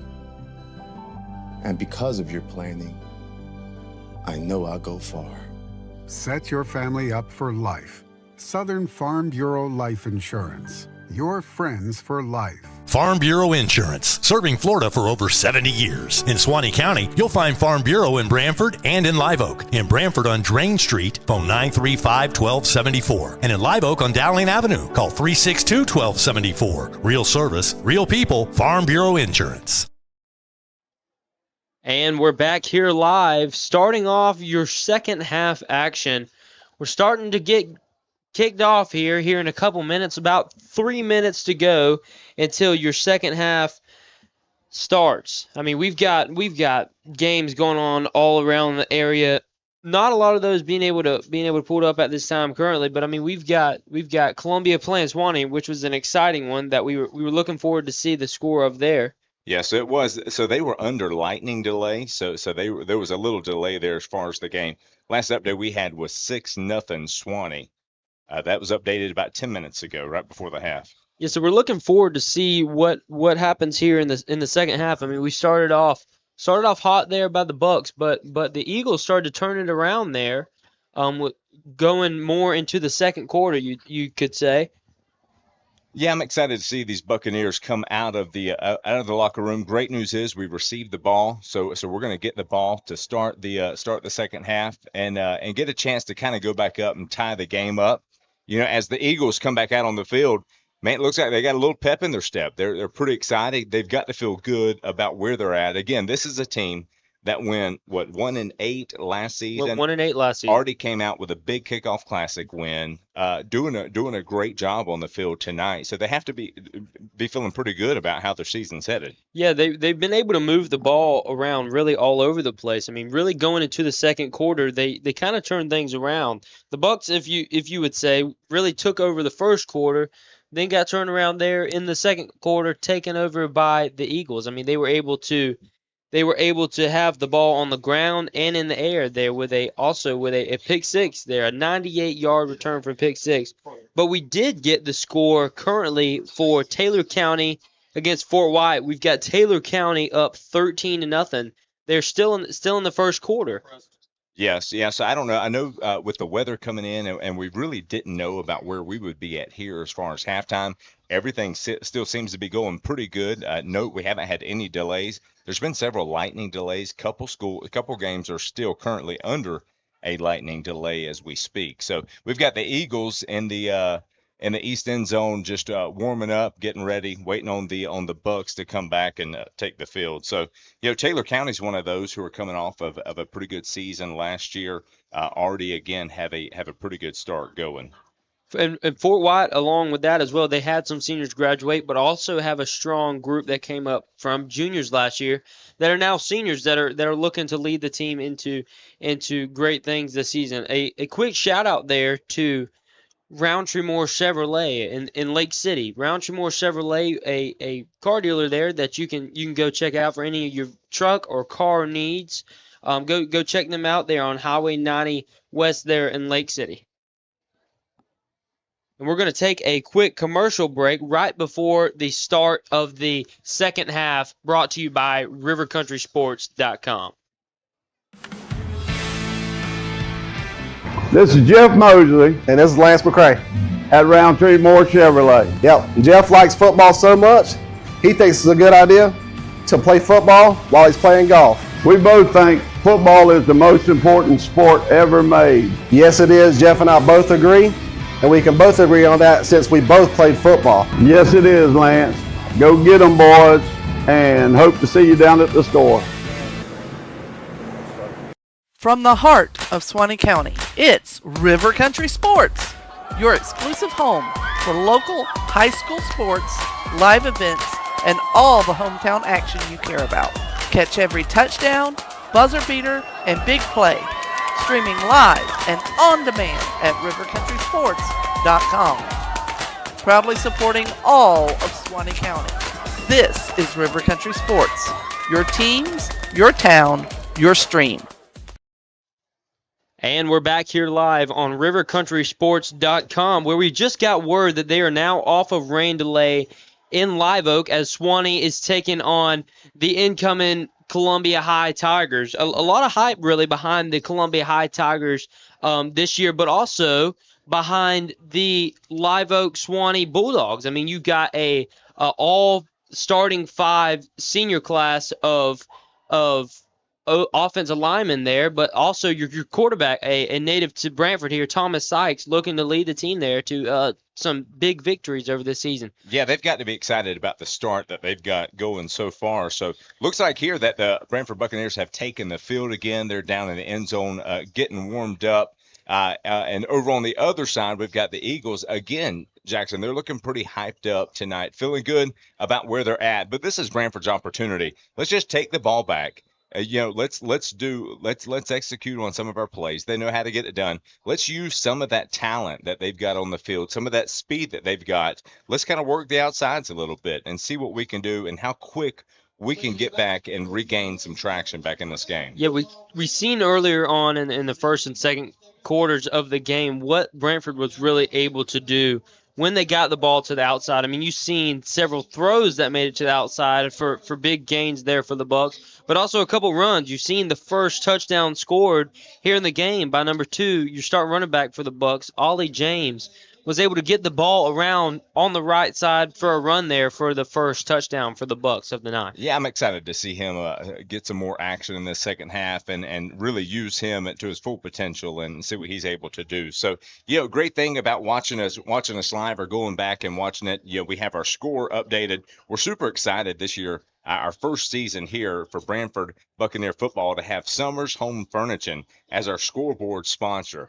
So, most of you know the Summers family. They took over. They've had Badcock for many years, now known as Summers Home Furnishing. They will furnish your entire house. Anything that you have need of, have a beautiful new lineup in their showroom with displayed anything that you would need for any type of remodel, any type of new home that you're looking for. Just looking for new furniture, new bedroom suite, mattresses.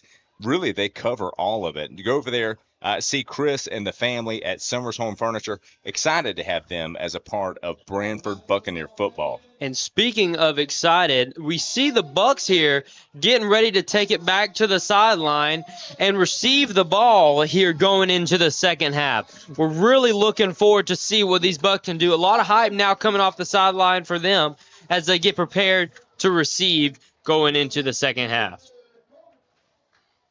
Yeah, and I really believe this second half is where you'll start to see the depth that Branford has. If you look on the sideline of the Eagles, most of their players are all going both ways, where if you look on the Branford sideline, we've got a good-sized crew of some really talented players. Yet we've got some younger ones, but got a lot of speed and all still over here on the sideline itching to get in this game. But that's something really that hasn't been seen over the past couple of years out of Branford, as you've seen them graduate several classes of 12 to 13 students, just football players here, that as the ball was kicked, and it was picked up there by number 7, Arcavian Jones, as he tries to get to the outside, and he's still up, and he's still dancing around there, but finally brought down hard around the 22-yard line.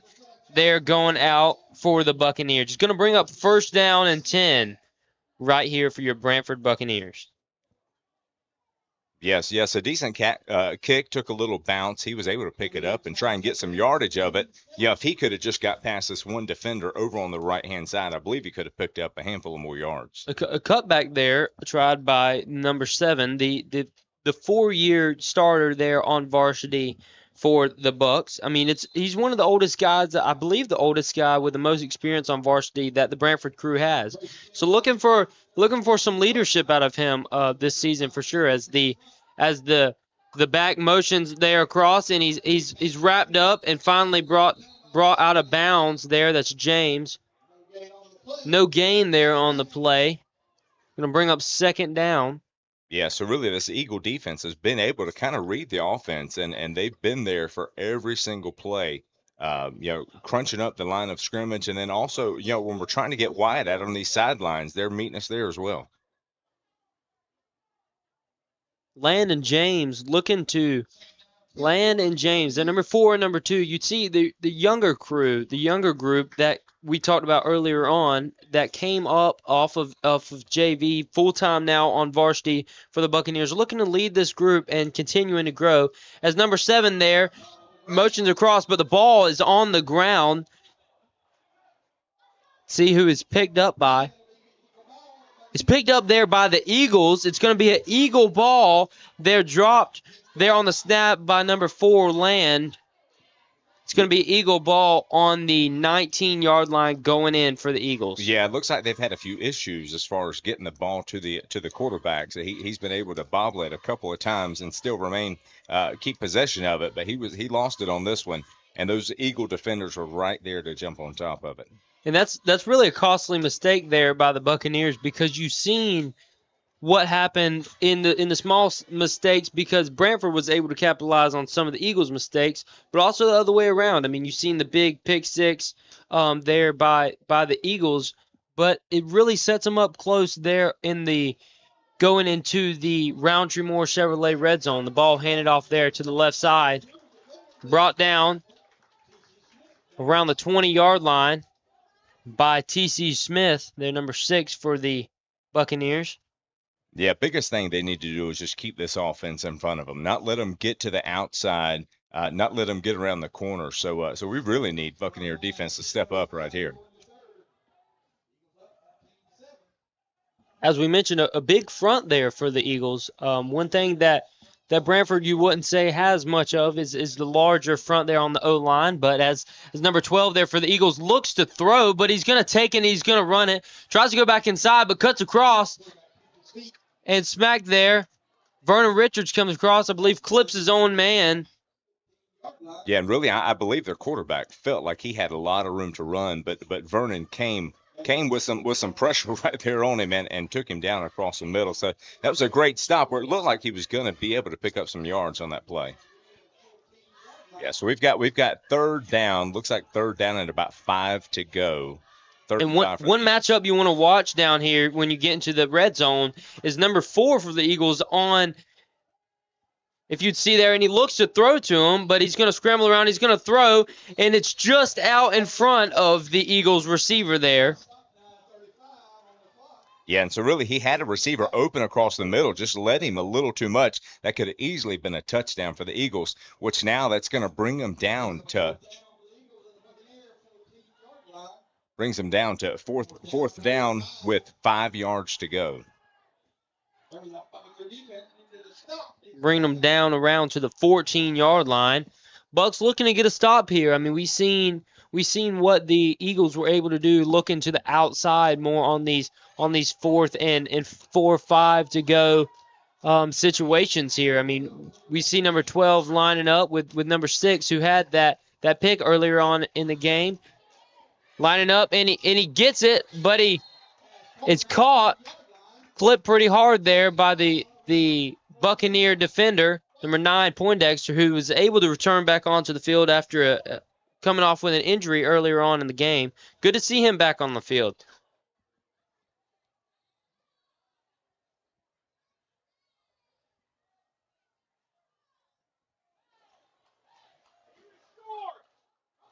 Yeah, looks like they came up just short of the first down, but looks like the refs may be giving them the first down on this.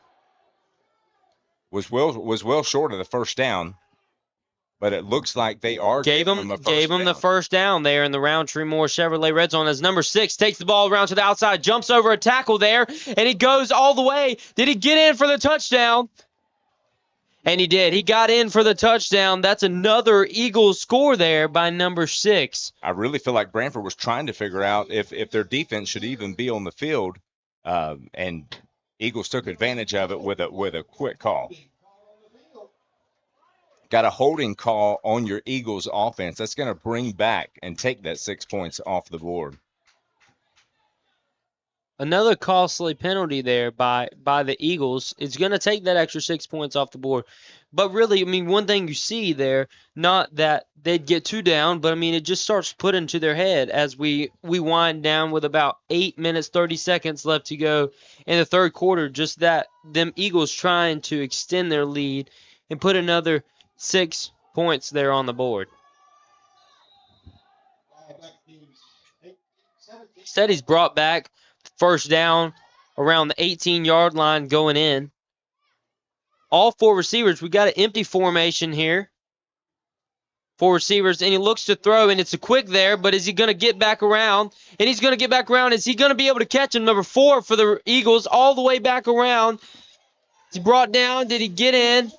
And he's brought down there around the 1-yard line going in. Hey, good catch and run there by the Eagle receiver. Yeah, great job with the Buccaneers stopping them there right before they make it across the goal line. But they did, nice quick pass, had 4 out wide, cut back across the middle, took it all the way back to the other side of the field as he dove in for the end zone and just missed it. The hands off there, and he tries to get that 1 extra yard, but was he stopped there? Yeah, he was. He was stopped there short of the end zone. Now it's called a touchdown. It is called a touchdown there by the white cap in the middle of the field. Called a touchdown.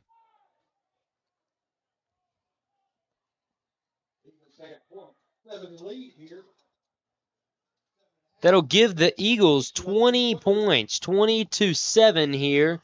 Your Eagles are up over the Branford Buccaneers. Yeah, as they'll continue to go for the 2-point conversion on the field, trying to extend this lead even more. Seen the last 2-point conversion that they went for. They just around above the head of the Eagle receiver there. 2 backs there in the backfield. He's going to look to run it in. See if he got it in. Branford Buccaneer goes over top there. We're going to see if he was stopped there. The extra point no good for the North Florida Educational Eagles there. Yeah, it looks like the entire Buccaneers defense met him right there in the middle, was able to stop him. So we need to Buccaneers going to get the ball back right here and need to get this one headed in the right direction. And we're going to cut to a quick commercial break. So join us right back here live for all the action on the Branford Buccaneers right after the break. It's rodeo time in Live Oak, the 5th annual Swanee River Roundup Pro Rodeo, October 17th and 18th at the Bob Holmes Covered Arena at the fairground. Bull riding, bronc riding, barrel racing, roping, steer wrestling. Tickets at the gate, adults just $10, 12 and under $5. The Swanee River Roundup Pro Rodeo, presented by Pilgrims and sponsored by Visit Swanee County. Friday and Saturday, October 17th and 18th. Live streamed on the 18th at rivercountrysports.com. Don't miss the rodeo. For more, visit SwaneeParks.com. And we're back here live on rivercountrysports.com, where you may have just seen the North Florida Educational Eagles able to drive that ball all the way into the end zone. They brought up shop there short into the Roundtree Moore Chevrolet red zone as the Eagles were able to kick it in. But looks like as they try to kick it here, not able to get enough distance, and they pick it up, and it's going to be Buccaneer ball. Flag on the play. Looks like the little confusion there by the Eagle as he picked the ball up. Yeah, this is going to give the Buccaneers great field position. Illegal procedure on the field, so did not make it 10 yards on the kick. So it looks like they only made it about 5 yards. So it's going to put the Bucs in some great field position. We need to get our heads back in the game, go down, get the score right here, make it within a one possession lead. So we'd like to thank some of our sponsors. So we've got Van Carpet One. So they're in their new building just off Faith Road in Lake City. So if you haven't been by and seen their showroom, stop by for any of your carpet or tile needs. Van Carpet One in Lake City. The Buccaneers set up here. We're not looking more for the Wildcat formation, but we're going with the normal spread. But we've got a bunch here as we call a timeout on the play. As you can see, your starting running back number 2, Ollie James, still limping around a little bit. Let's hope that doesn't hinder his play too much as he's been able to move the ball around the field as he pleases.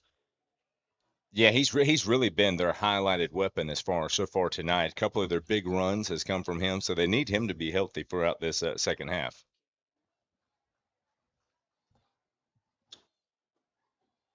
As we take the quick timeout there. Yes, what's your thoughts tonight, Jackson? We've got 7 minutes left in the third quarter. Momentum has shifted back to Branford. They got themselves a good field position on the 35-yard line, 45-yard line, headed towards the goal line. So really here we've seen these Buccaneers. They came out hot and scored early in the first quarter, but really after that, after the first quarter ended, it's really been the Eagles' ball game. I mean, you've seen them do anything they want to, anything they please with the football, while still being able to make big stops there on defense. So as we've got good field position going into this drive, bringing up 1st and 10 for the Branford Buccaneers, we're really looking forward to see what they're able to do. They've got good field position on the 45-yard line going in. Need the quarterback-running back duo of Trent Land and Ollie James to really get something started back here for the Bucs.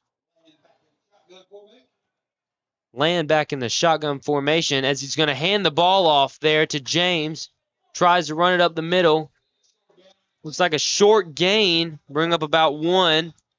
So if we look back, we've seen the great run of the middle James had early in the game. Since then, it looks like the Eagles have really put the pressure down in the middle and have really been able to stuff him each time that he's tried to make it through. So we're picking up an average of 2 to 3 yards each time that we run up the middle. As we see here, some continual damage going to the legs of James there as Smith there takes over James' spot at the running back position.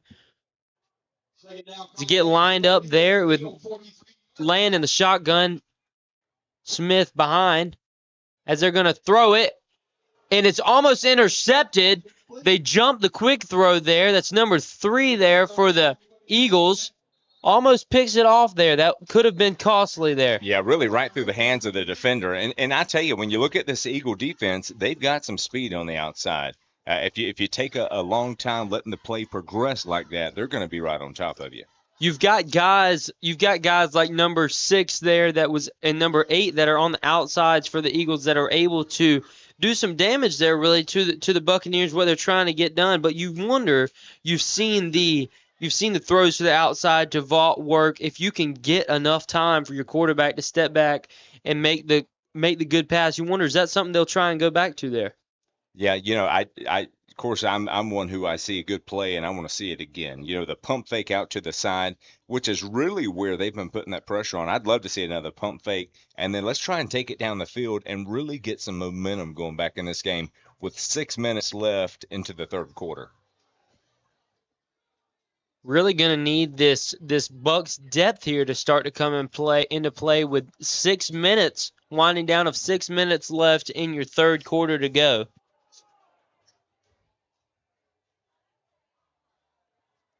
Our program here on River Country Sports wouldn't be possible without our sponsors. We got Farm Bureau Insurance in Branford and Live Oak for all of your insurance needs. Make sure you give Farm Bureau Insurance in Branford and Live Oak a call. Free quotes available. We thank you for your sponsorship here on River Country Sports. Land back in the shotgun position. They're going to line back up there, but they're going to pump it like we talked about there to number 28, Carson Capella. Little on the close side there, but he comes down with the ball, falls down around the 30-yard line there to pick up the first down for the Buccaneers. Put me in, coach. Let me call some plays. Here we go. That was a beautiful play call at a timely need. Capella runs down. Again, he's wide open. Land puts it right on the money. So I think this is what we need to get things headed back in the right direction. So great pickup on that one. Taking the ball to the air there really has been evident to be working there for the Bucs. I mean, you've seen that the Eagles have, over the course of the game, been able to shut down what the Bucs are trying to do running the ball wise, but not really figured out their passing scheme so far. He lines it back up, hands the ball off to James to the right side. That's James.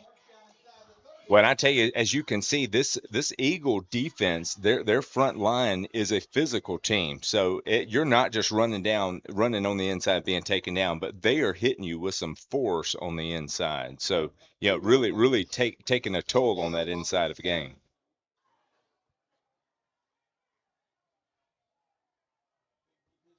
Bucs are looking to get the play here. The Eagle defensive line, I mean, we're seeing a lot of size as well there. The defensive line, I mean, you mentioned without a ton of depth there for the Eagles, them being able to use guys on both sides of the ball. Trips formation a bunch there. But Land's going to take off to the left side, but Land's still going all the way around to the left side. Is he going to get all the way? Yes, and he runs right in for the touchdown. That's Land putting 6 on the board for the Bucs. Land putting 6 on the board for the Bucs as we hear that cannon fire once again here in Branford Buccaneers Stadium. I tell you, there's no sweeter sound in the Branford Stadium than hearing the cannon go off. Great. Yeah, that's one thing we haven't really seen yet. So we know going into this that Land has some legs. He was able to show it right there on that play.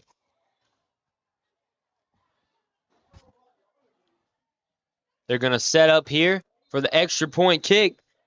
Could tie this game up right here. It's number 20, J.C. Corrado, a freshman actually this year, going for the kick.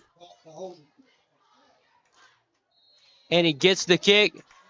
And it's no good there, which will leave the Bucs down by 7. We've got 4 minutes, 17 seconds left to go here as we're going to cut to a quick commercial break, and we'll see you right back here live on rivercountrysports.com. This is Jeff Mosley. And this is Lance McCray. At Roundtree Moore Chevrolet. Yep. Jeff likes football so much, he thinks it's a good idea to play football while he's playing golf. We both think football is the most important sport ever made. Yes, it is. Jeff and I both agree, and we can both agree on that since we both played football. Yes, it is, Lance. Go get them, boys, and hope to see you down at the store. And we're back here live on rivercountrysports.com, where you just seen your quarterback, sophomore Trent Land, number 4, take it to the house around the left side. Looks like really everybody got drawn there to the right side of the play, but he just was able to sneak it around. He looked to throw there, but then decided to take it to his legs there. Yeah, no, that was a great job by Land getting some points on the board. His points mean everything. So however we have to get them, that's what we need to do. We've got an update on the Columbia game tonight. So it looks like the Columbia Tigers just scored. They were able to get the extra points, and now they're up 7-6, still in the first half there in Swanee Stadium. Close game there, but that's going to be a late one tonight. That weather delay really coming into play on the time of the game. Still in the first half. But your Columbia High Tigers up 7-6 over your Swanee Bulldogs. We're looking here to kick as 54 Lopez lines to kick it. And he goes deep there with the kick. Good kick there, and it's received there by the Eagle receiver. And he goes all the way, and he tries to cut back, and he's still on his feet. Good return there, but finally brought down by number 5, Waller. Yeah, really, I don't know how he kept his feet under him on that. They had him down really about 7-8 yards back. He was able to keep his feet under him, picked up some additional yardage. So pretty good return by the Eagles on that one. Do have an injured Buck on the field, back in the back. Yeah, really at this point in the game, Buccaneers need to get some pressure on that quarterback. Seems like that quarterback's had a lot of time in the back to be able to extend some plays, be able to run it if he needs to, or be able to find somebody open. He's giving his receivers a lot of time right now. But running it's really came into play for the Eagles offense. You've seen them be able to do a good bit of throwing as we see the Branford Buccaneer receiver and DB coming off of the field there. That's number 8, Trip Schultz. Trip Schultz playing a big role there and doing some heavy hitting there for the Bucs tonight. Looked like he may just have a cramp or something coming off the field, being stretched out currently on the sideline. Hopefully we'll see him back in the game here soon. But as we've got the empty formation there, as the quarterback drops back to a wide-open receiver of number 4 for the Eagles, takes it across the middle, doesn't have a defender. They're all the way for the Eagles touchdown. That's normally where you'd see your defender for the Bucs, number 8, Trip Schultz there, but don't know who was put in there for the play, but able to have a wide-open touchdown catch and throw there. Yeah, if you'll see, the refs missed a good one on the line of scrimmage as our defensive end was tackled as he was trying to get in to get some pressure on the quarterback. So miss on the refs on that one, which allowed them to go deep down the field to put another 6 points on the board.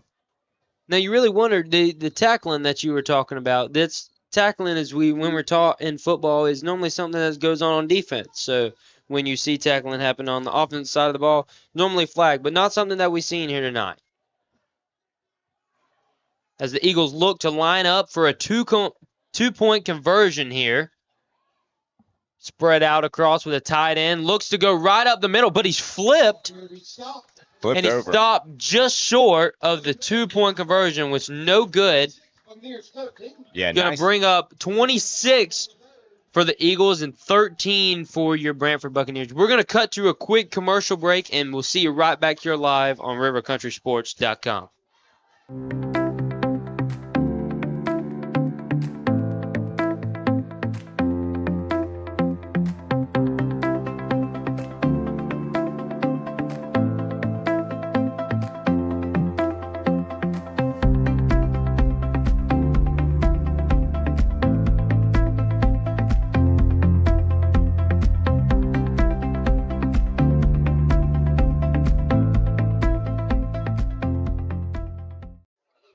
And we're back here live on rivercountrysports.com. And you've seen right here before the break, the Branford Buccaneers left wide open there in the middle of the field, and the Eagles compromised on it and flew right on down the field for a quick Eagles score. Yes, that gives us 3 minutes and 45 seconds left in the third quarter. Your score is 26-13. 26-13 there as the Buccaneers are looking to receive the kick. 3 minutes and 45 seconds left to go in your third quarter. Bucks really looking to turn something around quick here in the latter parts of the third quarter.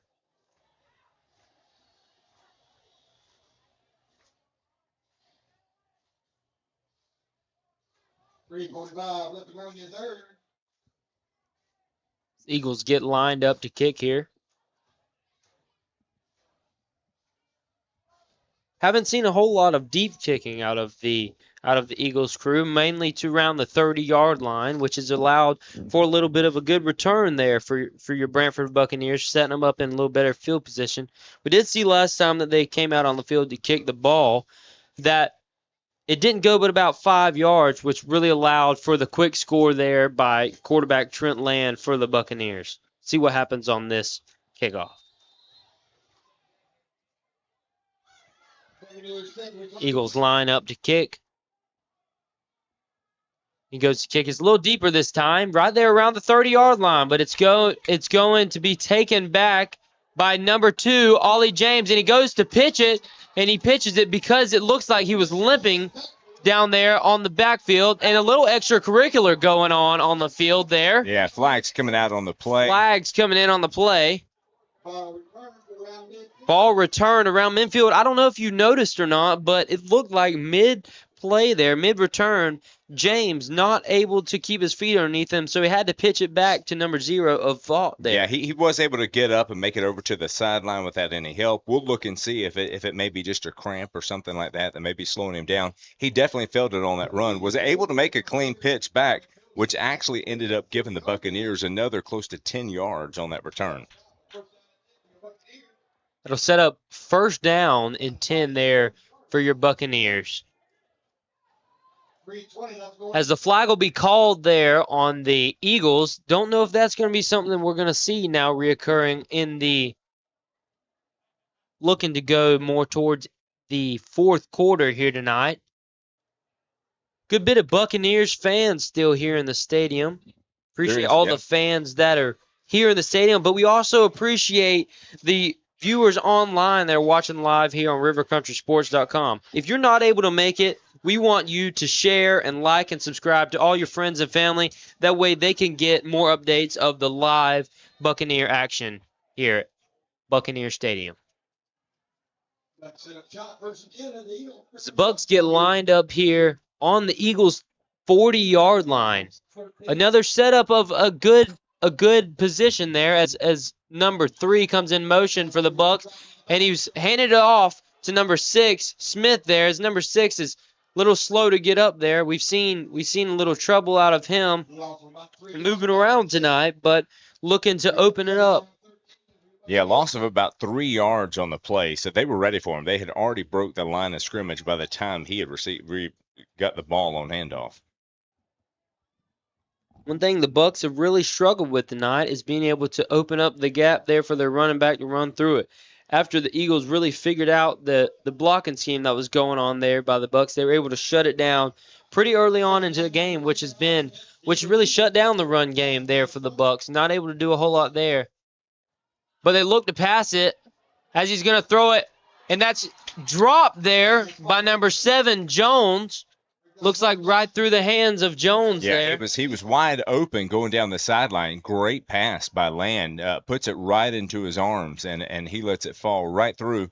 As he began to look down, I believe he seen the defender coming his way and put his eyes on the defender and took it off the ball. So, yeah, missed opportunity there to pick up. Really, we could have picked up around 40 yards on that play. Picked up about 40 yards on the play. Well, that would have brought them real down close to the end zone. I mean, you've seen only one defender in between Jones there, number 7 for the Bucs, and the end zone. So he could have done a little bit of that shaking we seen earlier and got on down there to put 6 on the board for the Bucs. So they line up with 3 deep in the backfield. Land, Pelia is 8. Motions across there. He's going to roll out to the right side. Not a whole lot of time, but he still finds a open receiver in Schultz there as he's going to move it on down the field right down to the 30-yard line. 30-yard line for the Bucks. Good catch and throw there. Good throw by quarterback Trent Land. Caught by your receiver, number 8, Tripp Schultz there. For pickup about how many on that play? Yes, they picked up around 14 yards on that. Looks like Tripp was calling for a first down. Does look like he came up just a little bit short. So it looks like it's going to be 4th down and around 3 yards to go to be able to get this first down. 4th down, looks like the Bucks are going to line up in their normal position. They're going to have 2 to the left side. We're going to see what they do with a minute and a half left to go in this third quarter. They're going to try and draw them off sides here and look for a quick check. Looks like Eagles are going to try and bring the house on this one. Buccaneers call timeout, bring their offense, just so they can talk about this 4th down and 3 to go. But you really want to ask yourself, is it good to go ahead and use the timeouts here in the second half? Because how many is that they've used now? Is that the first one that they've used? I believe that's the first one. First of one the they've second used half. here, which they might need them as they're down 26-13 there to the Eagles, looking to make up some points there. Yeah, this is a crucial 4th down right here. You got 3 yards to go. We can pick this up. We're going to be inside the 30-yard line with an opportunity to get again within a one possession ball game, which is really what we need to make happen right here for the Branford Buccaneers. First, a score needed by the Buccaneers. We've seen the last score that was taken in by your quarterback, Trent Land, on the ground, was able to pick up good yardage in for the Buccaneer touchdown, putting 6 on the board for the Bucks. We're looking to see that again. Doesn't look like, again, we'll see it out of number 2, James, as he comes off with his helmet off on the sideline. Yeah, that's right. They've got plenty of players on the field that can make this play happen right here. It's interesting to see what the call is going to be. As the Bucks have really been shut down in their run game, do they take it to the air here? I mean, you've seen the good catch a minute ago by Capella, the drop wide open here by Jones, and then the good catch there by Schultz. One thing we've seen, are we going to have 2 guys step up and block and then throw it on down the field, or are we just going to try and run it here? But he is going to try and run it. That's quarterback Trent Land still going. Going to go. Is he going to keep going, being pushed there by the lineman? And he's still going Army style, and he's going to keep going on his feet all the way. He's going to bring it down. There's a flag thrown on the field. He's going to be in for the touchdown. Looks like he's real close there. Trent Land had no stop in him. He carried the entire Eagle defense down the field all the way to end up right at the end zone. We've got several people calling for a touchdown on the field. Have not heard an official call from the referees yet. There are flags on the field right now as we await it. Looks like a Eagles player down on the field right beside the end zone. So I don't know if Land's knee went down or what happened, but they did bring the ball back to around the 15-yard line where they placed it. That's before anything is put on as far as a penalty. Looks like the penalty is going to go against the Eagles, which is going to bring us down to the 5-yard line.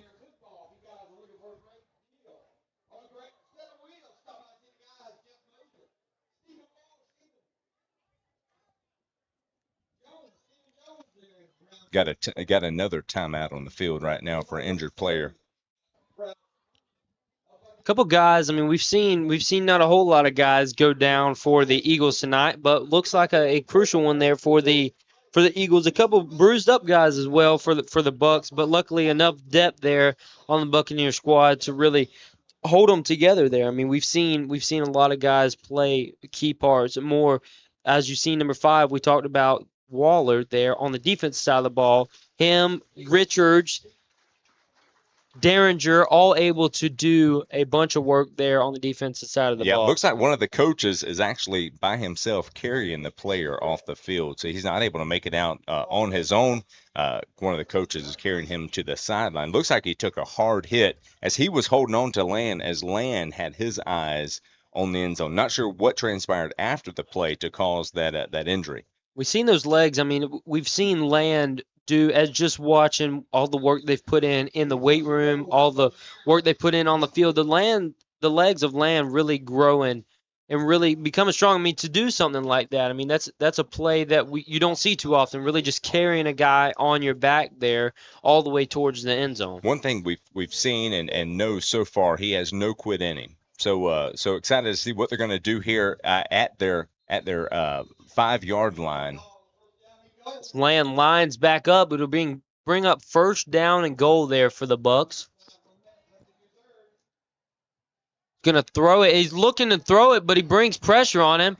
Is he gonna be brought down all the way back around the 21-yard line? Big loss there for the Bucks. We were all the way down into the red zone, but backed up all the way to the 22-yard line, looks like, on the play. Yeah, it looks like that's going to bring us to the end of the third quarter.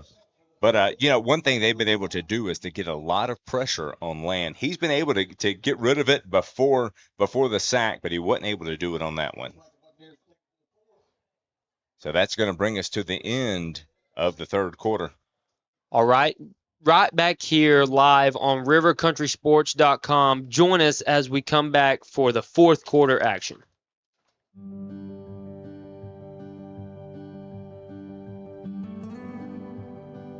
You were there at the beginning. You stood behind me, guiding me through good times and bad, teaching me lessons I wouldn't appreciate until later, preparing me for the day when you couldn't be here. What you've given me, I'll carry wherever I go. And because of your planning, I know I'll go far. Set your family up for life. Southern Farm Bureau Life Insurance. Your friends for life. Farm Bureau Insurance, serving Florida for over 70 years. In Suwannee County, you'll find Farm Bureau in Branford and in Live Oak. In Branford on Drain Street, phone 935-1274. And in Live Oak on Dowling Avenue, call 362-1274. Real service, real people, Farm Bureau Insurance. And we're back here live for more live action on the Branford Buccaneers on rivercountrysports.com, where we've got your Branford Buccaneers taking on the North Florida Educational Eagles. A little bit of time out here while we've got a saxophone player actually in the stands for the Buccaneers, making a little noise for the boys there in the stands. I tell you, these cheerleaders tonight have done a great job getting these fans fired up. This whole Branford side is blowing up excited to see this fourth quarter action. Going to need a lot of fourth quarter action here by the Bucks as we see them down 26-13, still entering into the fourth quarter as the ball is taken there around by Vaught there to the left side, and he's going to cut back, but is he finally brought down? He's still going to be pushed. The whistle blown down around the 16-yard line going in for the Bucks. You really wonder, are they going to start relying on Vaught really running the ball a little bit more? Because we've seen a lot of good plays made by him last season. Actually, one of those guys who broke the 1,000-yard mark there for the Bucks last season. That's right. Yeah, able to keep plays alive just like that, where you think he's tackled and then boom, you look, he's still on his feet. Able just to extend each play, get a few more yards each time he touches the ball. The Bucks get back up to the line there. It's going to bring up third down for your Buccaneers.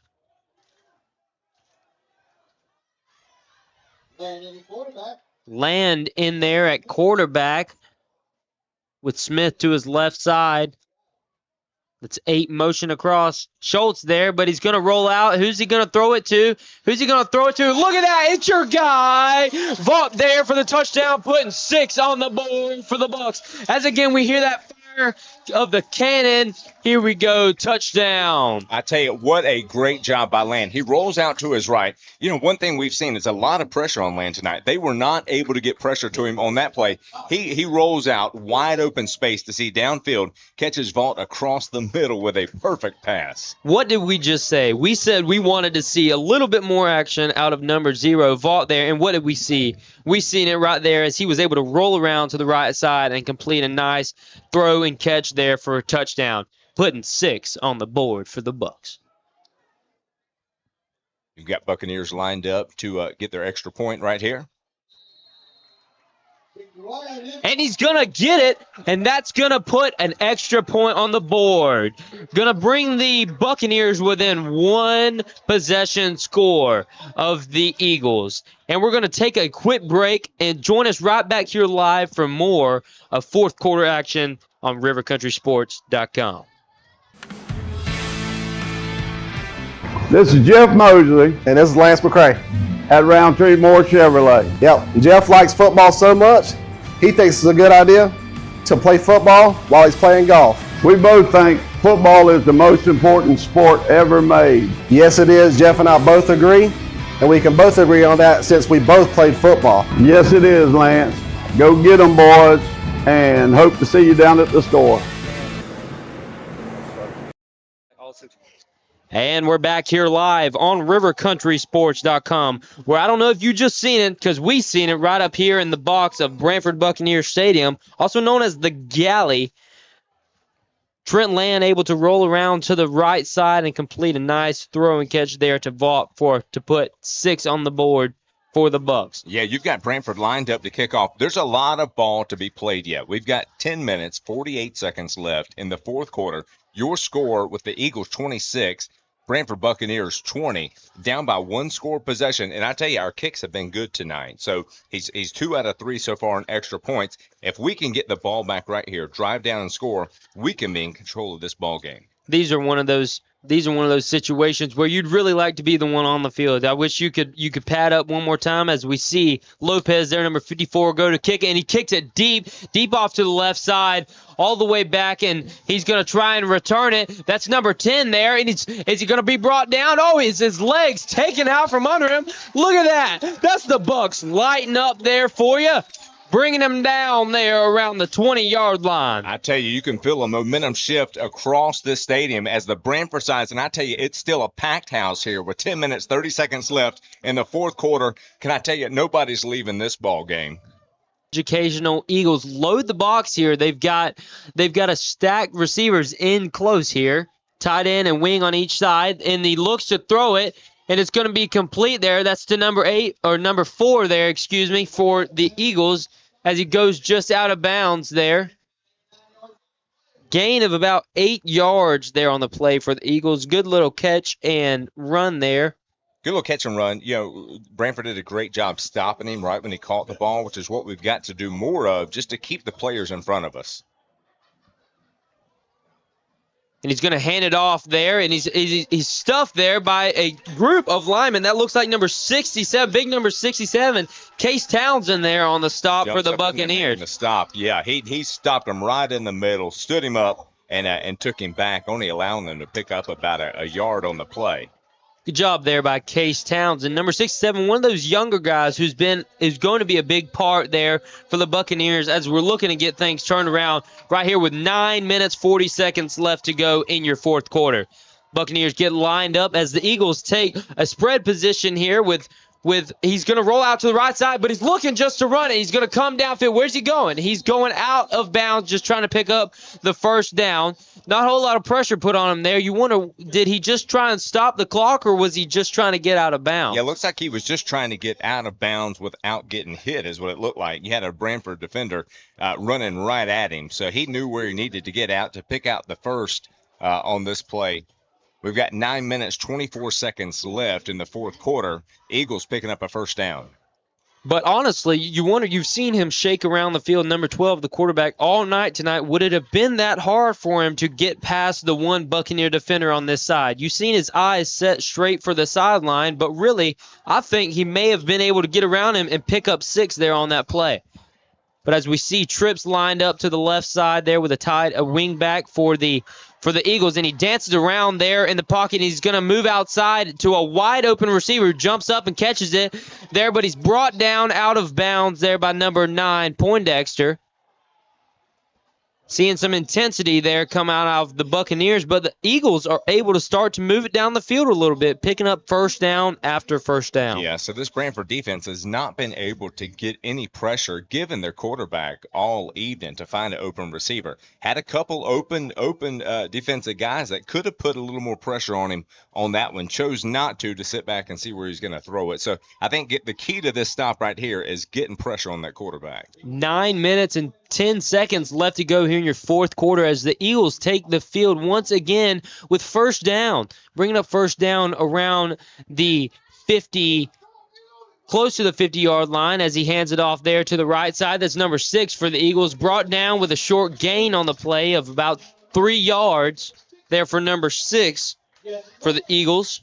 Stopped there by Jesse Norris, one of your older guys there on the Buccaneers squad, a guy who's had some experience on the field on that D-line there for the Buccaneers last season as well. Yeah, looks like they're going to give him about 4 yards on that play. He's going to bring it up to 2nd and 6. As they're split with doubles on each side, and the quarterback takes it, looks to throw, but he's got a man, but he's not a whole lot of pressure, but he spins around and misses, avoids a tackle there, but he's going to be ran out of bounds there. He's going to be brought down, looks for the flag, and he gets it there. Just a little late hit there by number 50, Derringer, there for the Bucs. I think he was really just wanting to get a piece of him. Not really able to get a whole lot of the quarterback. They try and get it where they can. He was really surprised that the quarterback keeps aiming to run out of bounds. This is one of those you should have just let him run out of bounds. He would have ran out for a loss. Let him go. He's also going to stop the clock, which continues to give you more time possession to get the ball back and get another score on the board. So doing this really does you a lot of damage, gives them the additional yardage they didn't even deserve. One thing we see out of Derringer, as we talked about earlier, just him trying to get that big hit. One thing we seen there, but it ended up costing the Bucs. They're going to move him all the way down around the 35-yard line going in. Gives going to bring up automatic first down. Automatic first down there for the Eagles. As we see doubles on the left side there with the wing back. There he's going to hand it off there to his running back, and he's finally brought down by number 5, Waller there as he tries to help him up. Yeah, it looks like he's going to pick up around 8 yards on the play. And they, running up the middle, they've been able to pick up, seems like 6 to 8 yards each time that they run it. We see the Buccaneers here. Each of them, a couple players bending over with their hands on their knees. I don't know if that's because the wear and tear that's been put on their body here tonight in this physical game against the Eagles, or if it's because they're just more so getting tired. What do you kind of think that is? Yeah. They're not putting the pressure on them like they should. They're kind of sitting back, just watching them a little bit more. So could be getting tired as we get late into the fourth quarter with 7 minutes, 45 seconds with a rolling clock. Well, you know who doesn't seem tired there is the Eagles quarterback, number 12, as he continues to run around, makes a lateral pass there, but he's going to reverse field, but brought down and stuffed there. Who's that? Take a guess. That's number 5, Waller there for the Buccaneers. Bring him down once again. That's 2 tackles there in a row for Waller. Able to do some good help and damage there for the Buccaneers. I tell you, Waller's got good speed. You see him in the backfield quite a bit, and they've not been able to get away from him so far tonight. Starting to get lined up there. We've got second down. That'll bring up second down for the Eagles. Second down and about 13 to go as we enter in about 7 minutes, just under 7 minutes to go here in your fourth quarter in Branford Buccaneers Stadium. Split doubled wide with the running back to the right. As he steps up, he looks to throw, and he's going to throw again. But, oh, my Lord, it's almost intercepted there. I thought he had that one. He almost had it straight through his hands. Yeah, Vaught had him just a little bit ahead of him, and it hit him right across the hands. Almost a perfect interception. And I tell you, the wide receiver was past him. He would have had some return yardage on that one. Brings up a lot of excitement there, but the ball just through the hands of Vaught there. Yes. Receiver able to get underneath him a good bit, but the ball just placed a little too far out ahead. But that'll bring up third down for the Eagles there with the incomplete pass. He's able to stop the clock there, the incomplete pass. The Eagles are going to line up with doubles on the left side. The wing back there also on the left side for the Eagles. But he's going to drop back. He's going to the air, trying to go to the air again. Oh, and again, another missed opportunity at a perfect interception. That's Vaught there again on the far side of the stadium. So that's 2 times Vaught has had the opportunity to make the interception. Both times the ball has went through his fingertips. A great job being there and with the opportunity. But, man, we need one of these plays. That's going to bring it down to 4th and 13. 4th and 13. If we can get this stop right here, it's going to be Branford's ball headed in the other direction. But that incomplete pass there is also allowing the Bucs to get a stopped clock there as we see 6 minutes, 37 seconds left in the fourth quarter. With the Eagles still up 26 to 20, over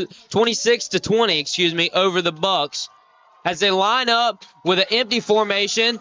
4 receivers to the left side, stacked on and off the ball. Little movement around by the Eagles offensive line. Looks like we're going to get a false start call there. Going to back him up another 5 yards, which is going to make it 4th down and around 18 to go. Perfect opportunity for Branford to go down and make a stop right here, get the ball back. So the last several plays, we've seen the Eagles really avoid to put it on the ground, but really just trying to take it to the air. But each time, Vaught has been there really to make the play. Hasn't came down with the interception, but really has still made it an incomplete pass there.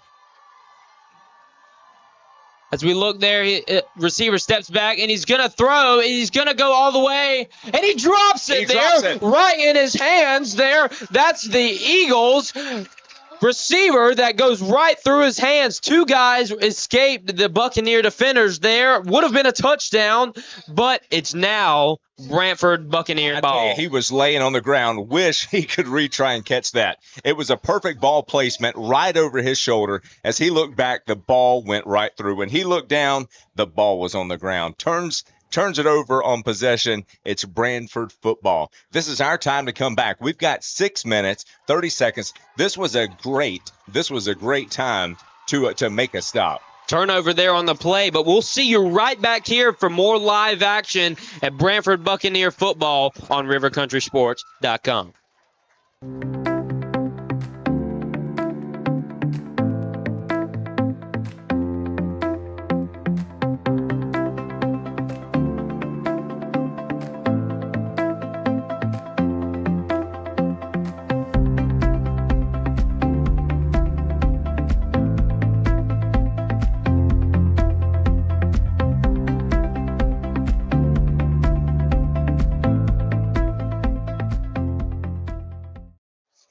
And we're back here live for more live action here on rivercountrysports.com. If you've seen it right here live, right before the commercial, we had a missed opportunity there for the go-ahead touchdown by the Eagles where a drop pass came up costly for them. They're still up. The Eagles are still up 26-20 here, but it's Branford Buccaneer ball as Land takes a snap, and he's going to take it on his feet as he picks up some good yardage there. Land on the ground with a direct snap there. He's going to run it, but he's brought down.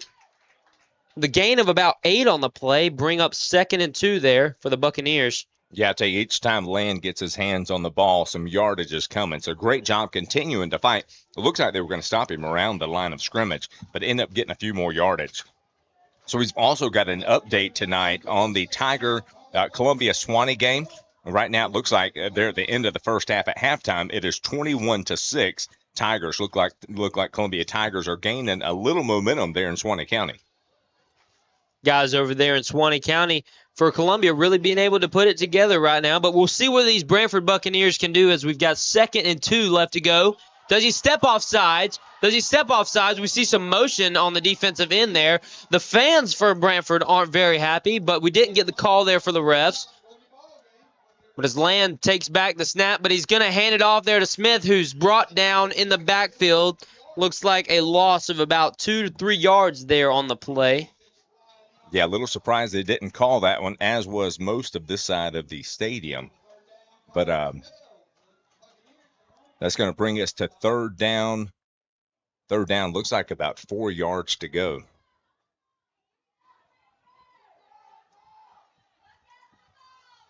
Bucs really need to get something going here with 3rd down and 4 to go. That's 3rd down and 4. Clock winding down, just under 5 minutes here left in your fourth quarter. With Land taking the snap again, trying to get it on the ground. Tries to reach out, but I don't think he got it. Stopped just short of the first down. Yeah, so it looks like that's going to put us at about 4th down and around 2 to go. Let's see what play call they're going to come up with here to get across the first line marker. As the Eagles exchange out some of their players, putting their big guys in as they've seen this run up the middle by Land the past 2 plays. We wonder if they're going to put it to the ground again, or are they going to try to go to the air with this one? It's hard to think they don't go right back with Land up the middle to try and pick up those 2 yards. He's averaged more than that. He's got the double backs right there as lead blockers. Watch him go right up the middle and get this first down. As they try and get him to jump off sides, but don't get the call there. Fans are, again, unhappy. Branford line takes it, and Land, does he get it? Land gets it for the go-ahead first down there for the Branford Buccaneers. That's Land punching it in for a Branford Buccaneer first down. That's right. Land just showed him we don't need your offside call to get a first down. I'll get it myself. He shoots across, picks up the first down. Got an injured player on the field for the Eagles. Injured player there on the field. Land able to pick up the first down. A lot of excitement soaring through the Buccaneers Stadium.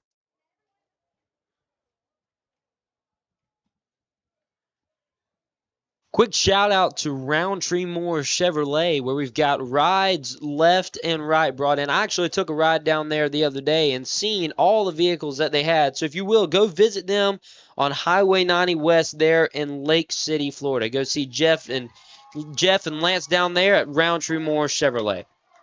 Yeah, got a lot of great sponsors that make tonight possible. So we've got Farm Bureau Insurance in Branford and in Live Oak. So whether you've got car insurance, whether you're looking for insurance, give them a call at Farm Bureau Insurance, Branford and Live Oak for a free quote today. And as you can see, our scoreboard sponsor for tonight is Summers Home Furniture. Summers Home Furniture bringing to you our scoreboard sponsor, where you'll go in and visit them. They actually branched off from the Badcock stores here lately. The Summers Home Furniture bringing up any furnishing you need in your house, whether you're building a new house, putting new furniture in your house, go check them out there in Lake City. All right, we've got the injured player walking off the field. That's going to bring Branford back to the line of scrimmage. So here we are, 1st and 10 on about the 45-yard line, on their own 45-yard line. We've got just under 4 minutes left in the ballgame with your score 26-20 Eagles. As Land looks to take the snap here with a running back on each side, but he's going to go to the air, and he's going to go outside to your guy, Vaught, who's going to dance around. He's going to continue, but he runs into traffic there. Stood over by a couple of Eagles defenders as they help him up there. It's a pickup of about 4 on the play. Another hurt Eagle defender there on the field. A lot of these guys are really taking a toll on their body here late in the game. That goes back to the amount of depth that they have. So a lot of these guys, you can imagine, they've been on the field the entire game. I believe these guys are starting to get tired, starting to get wore down. And we hope that no one gets hurt or injured. But this is a great time for Branford to come and to continue rotating some of that young talent that they have, continue putting pressure to head down the field and get this score that they need to win this ball game.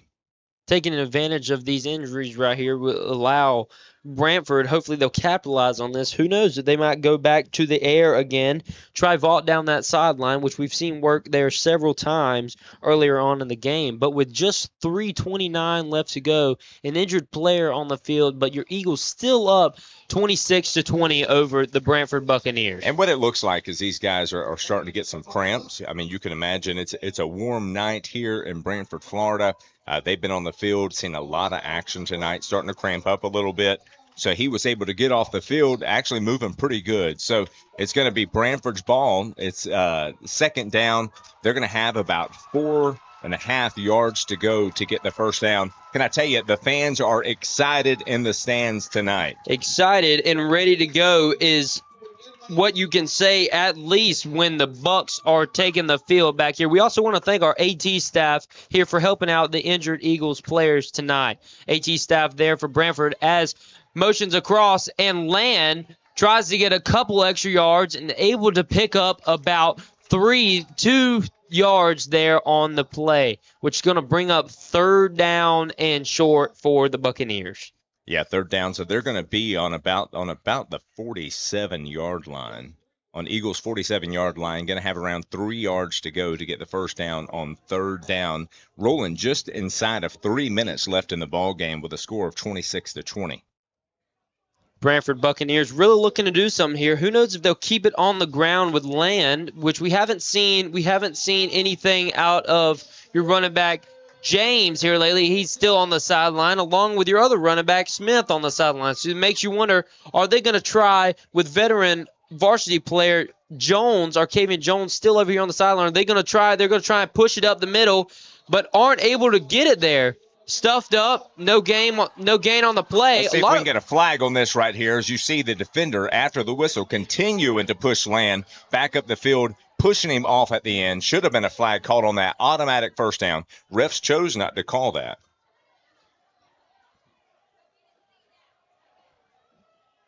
Fans not very happy here in Branford Buccaneer Stadium as we get a little pushback there off of quarterback Trent Land, as he was driven almost all the way back to the 35-yard line in the opposite direction. We don't really like to see that happen here, but Buccaneers stopped just short, so it's going to be 4th down and about 2. 4th down and about 2 here on the play with 1 minute and 40 seconds left to go here in your 4th quarter. Eagles still up 26-20. Land steps back in the shotgun position. Capella to his right, looks to throw, and it's incomplete. Had to throw it away. It's going to be turnover on downs here with 1 minute and 27 seconds left to go in your 4th quarter. Intentional grounding there against the Buccaneers. Yeah, chose to throw the flag a little late on that one. Figured he would. You had a couple of receivers over on this side of the stadium. Nobody over there where he threw it to. This is actually going to put Eagles back in great field position where they'll be taking the ball. Looks like about their own 36-yard line. We've got now almost 1 minute left in the ball game. Score still 26 Eagles and 20 Branford Buccaneers. What we'll probably see here, honestly, is the Eagles taking the ball more to the ground, not really taking flight here later on in the 4th quarter, but putting it more on the ground as we think they may just want to run the clock out here with 1 minute and 27 seconds left to go in the 4th quarter. As they line up in position to kneel the ball, they're looking to just take the game away that way. Good motion. The ball's on the ground. Covered by the Eagles. Almost gave the Bucs an opportunity there to pick the ball back up. Yeah, looks like he was just going to kneel it on that one, kind of in victory formation. Could not make a clean snap on that. This is where Branford needs to really come up and get some pressure in that middle pretty quick to see if we can cause a fumble. Going to do a reverse there, but as they're looking to, as he spins around, that's number 6 there for the Eagles, all the way cutting around. And he goes all the way. He's going to go all the way in for the touchdown. All the way in from the 40-yard line for the touchdown. That'll put 6 more on the board for the Eagles. Yeah, really several different opportunities there to stop him. He was able to slip right through. Had a lot of speed. Showed a lot of speed on that one. Able to make it down with several missed tackles to score another touchdown. So that puts us at our score of 32 Eagles, 20 Branford Buccaneers. And we hate to see that out of the Buccaneers, because out of each side, them reversing field like that, you had guys there on both sides just not able to come up there with the tackle, which allowed the Eagles to break around to the left side to get their touchdown. As they're going to go back ahead with the 2-point conversion try here with 46.5 seconds left to go here in the 4th quarter. And they're going to try and go to the air with it. And it's intercepted there by Buccaneer defender.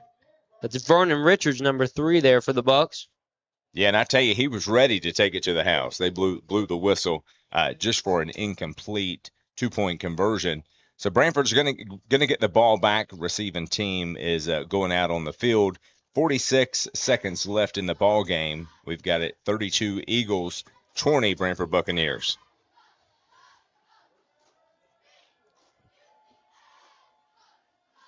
We'd like to say thank you to those of you who were joining in and still hanging out with us tonight. Appreciate you being a part of River Country Sports.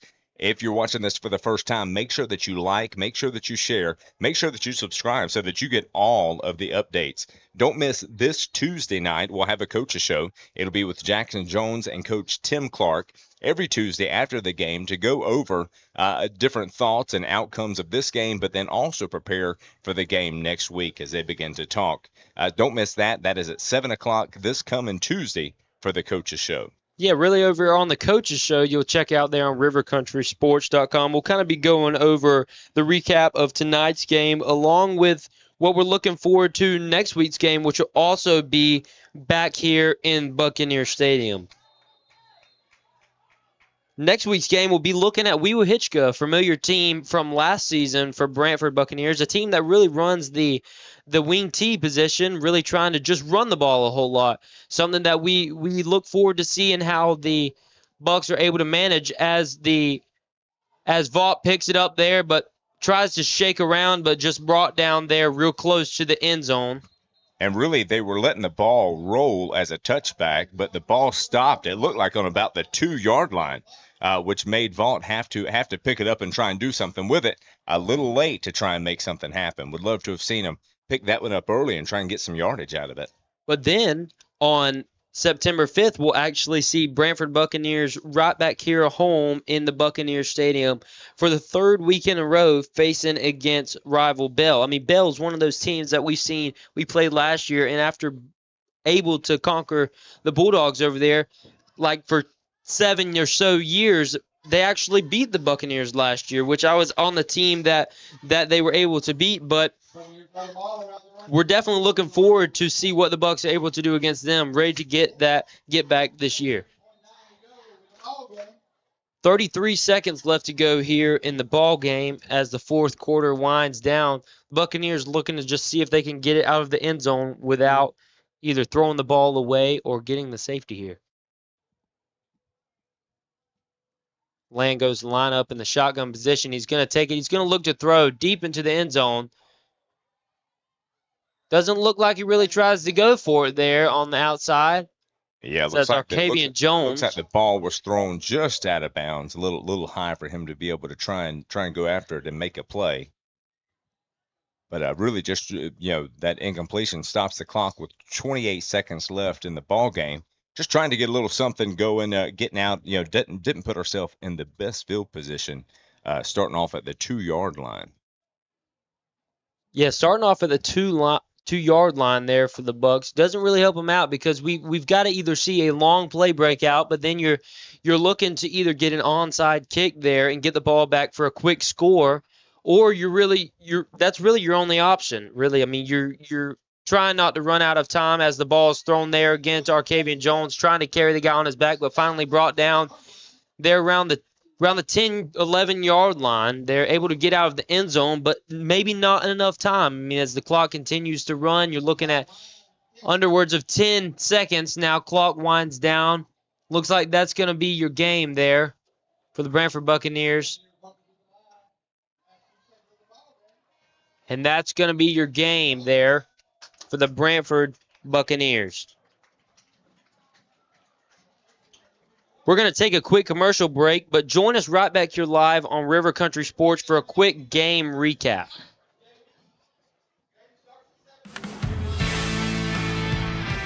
This is Jeff Mosley. And this is Lance McCray. At Roundtree Moore Chevrolet. Yep. Jeff likes football so much, he thinks it's a good idea to play football while he's playing golf. We both think football is the most important sport ever made. Yes, it is. Jeff and I both agree. And we can both agree on that since we both played football. Yes, it is, Lance. Go get them, boys, and hope to see you down at the store. What's up, guys? Welcome to Van Carpet One. For 78 years, we've been your local family-owned and operated floor covering store, and we can't wait to serve you. Let's go check out some of the stuff we've got and say hey to the guys. Hey guys, this is Michael Van here at Van Carpet One. Wanted to show you our huge display of carpet. Got about 1,000 rolls for you that we can order. We also keep about 100 in stock that are on clearance. So please come down and give us a visit. We appreciate it. Come in and see the largest tile collection in North Florida. Van Carpet One has every tile you could possibly imagine. If you can't find it here, they don't make it. Guys, take a look at this. This is just some of our options in waterproof vinyl plank, where we have the largest selection anywhere around here, including over 70 pallets in stock, ready to go right now. Come in and see our fantastic selection of elegant hardwood too, followed up by fantastic service that you expect from a company like Van Carpet One. Come on in and see us. We can't wait to serve you. And that's a boom shakalaka. It's rodeo time in Live Oak, the 5th annual Swanee River Roundup Pro Rodeo, October 17th and 18th at the Bob Holmes Covered Arena at the fairground. Bull riding, bronc riding, barrel racing, roping, steer wrestling. Tickets at the gate, adults just $10, 12 and under $5. The Swanee River Roundup Pro Rodeo, presented by Pilgrims and sponsored by Visit Swanee County. Friday and Saturday, October 17th and 18th. Live streamed on the 18th at rivercountrysports.com. Don't miss the rodeo. For more, visit SwaneeParks.com.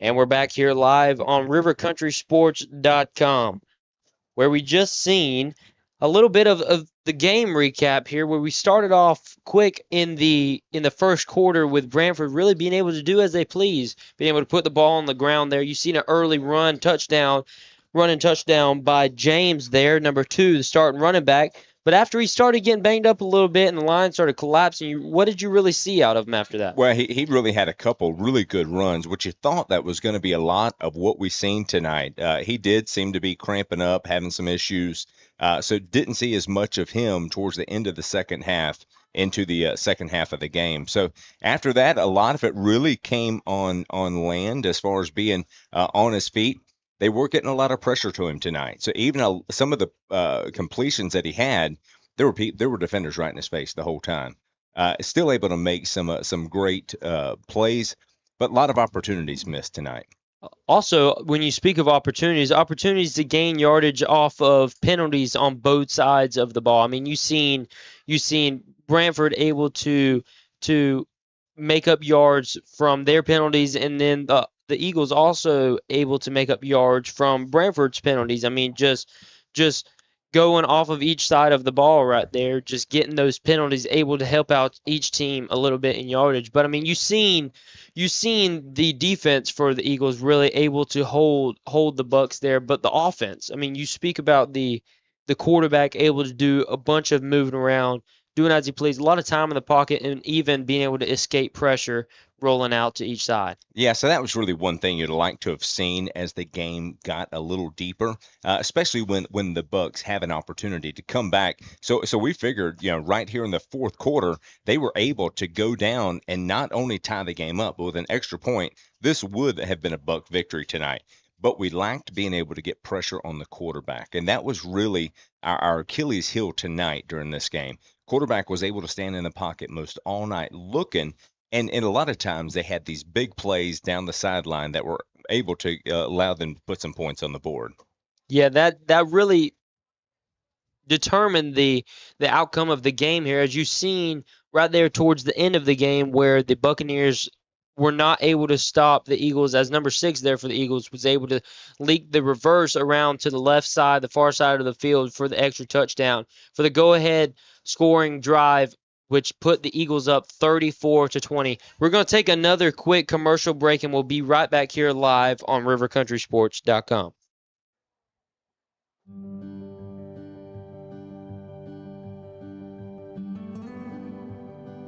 You were there at the beginning. You stood behind me, guiding me through good times and bad. teaching me lessons I wouldn't appreciate until later. Preparing me for the day when you couldn't be here. What you've given me, I'll carry wherever I go. And because of your planning, I know I'll go far. Set your family up for life. Southern Farm Bureau Life Insurance. Your friends for life. Farm Bureau Insurance, serving Florida for over 70 years. In Suwannee County, you'll find Farm Bureau in Branford and in Live Oak. In Branford on Drain Street, phone 935-1274. And in Live Oak on Dowling Avenue, call 362-1274. Real service, real people, Farm Bureau Insurance. This is Jeff Mosley And this is Lance McCray.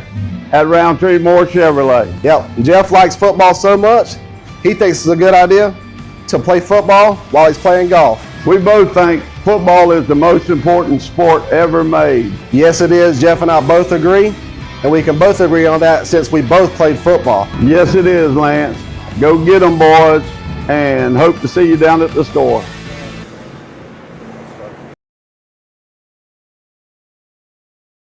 From the heart of Suwannee County, it's River Country Sports, your exclusive home for local high school sports, live events, and all the hometown action you care about.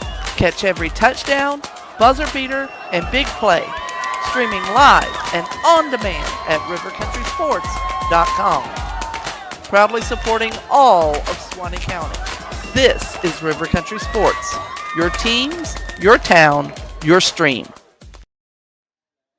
And we're back here live on River Country Sports, where we just had a game update. But one more time, we would like to make sure you heard we did a memorial earlier for the dedicated to the memory of Buccaneer cheerleader Madison Michael, who lost her life in a tragic accident last weekend. 16-year-old Madison, who's gone way too soon, but her spirit will live on in the heart of Branford, because once a buck, always a buck. So our thoughts and prayers go out to her family and friends, remembering and dedicating this game and broadcast in Madison's memory.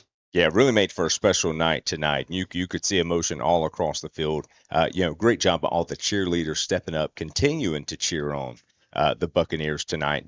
Tonight would not be possible here on River Country Sports without our great sponsors. We've got Farm Bureau Insurance in Branford and in Live Oak, Van Carpet One in their new building on Faith Road in Lake City. We've got Roundtree Moore Chevrolet located on Highway 90 West in Lake City. Also, Suwannee County School District is a big sponsor of River Country Sports. Our scoreboard sponsor want to thank them as being a special part with Summers Home Furniture.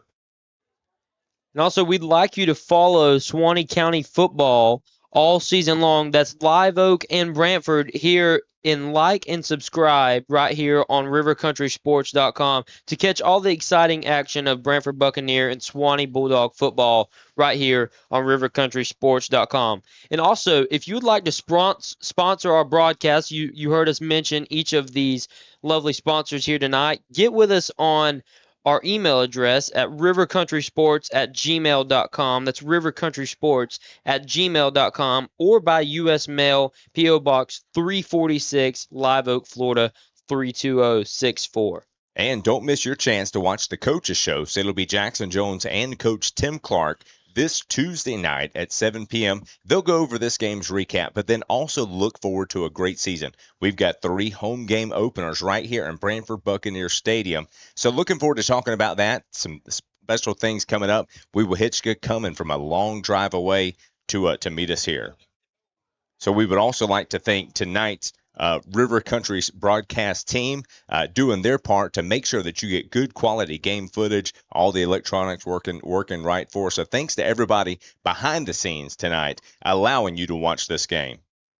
These people include our streaming producer, Rivers Martinez, along with our camera operator, Anthony Woosley, and your color guy of the night, my assistant host here, Stephen Jones, and I'm your host, Jackson Jones.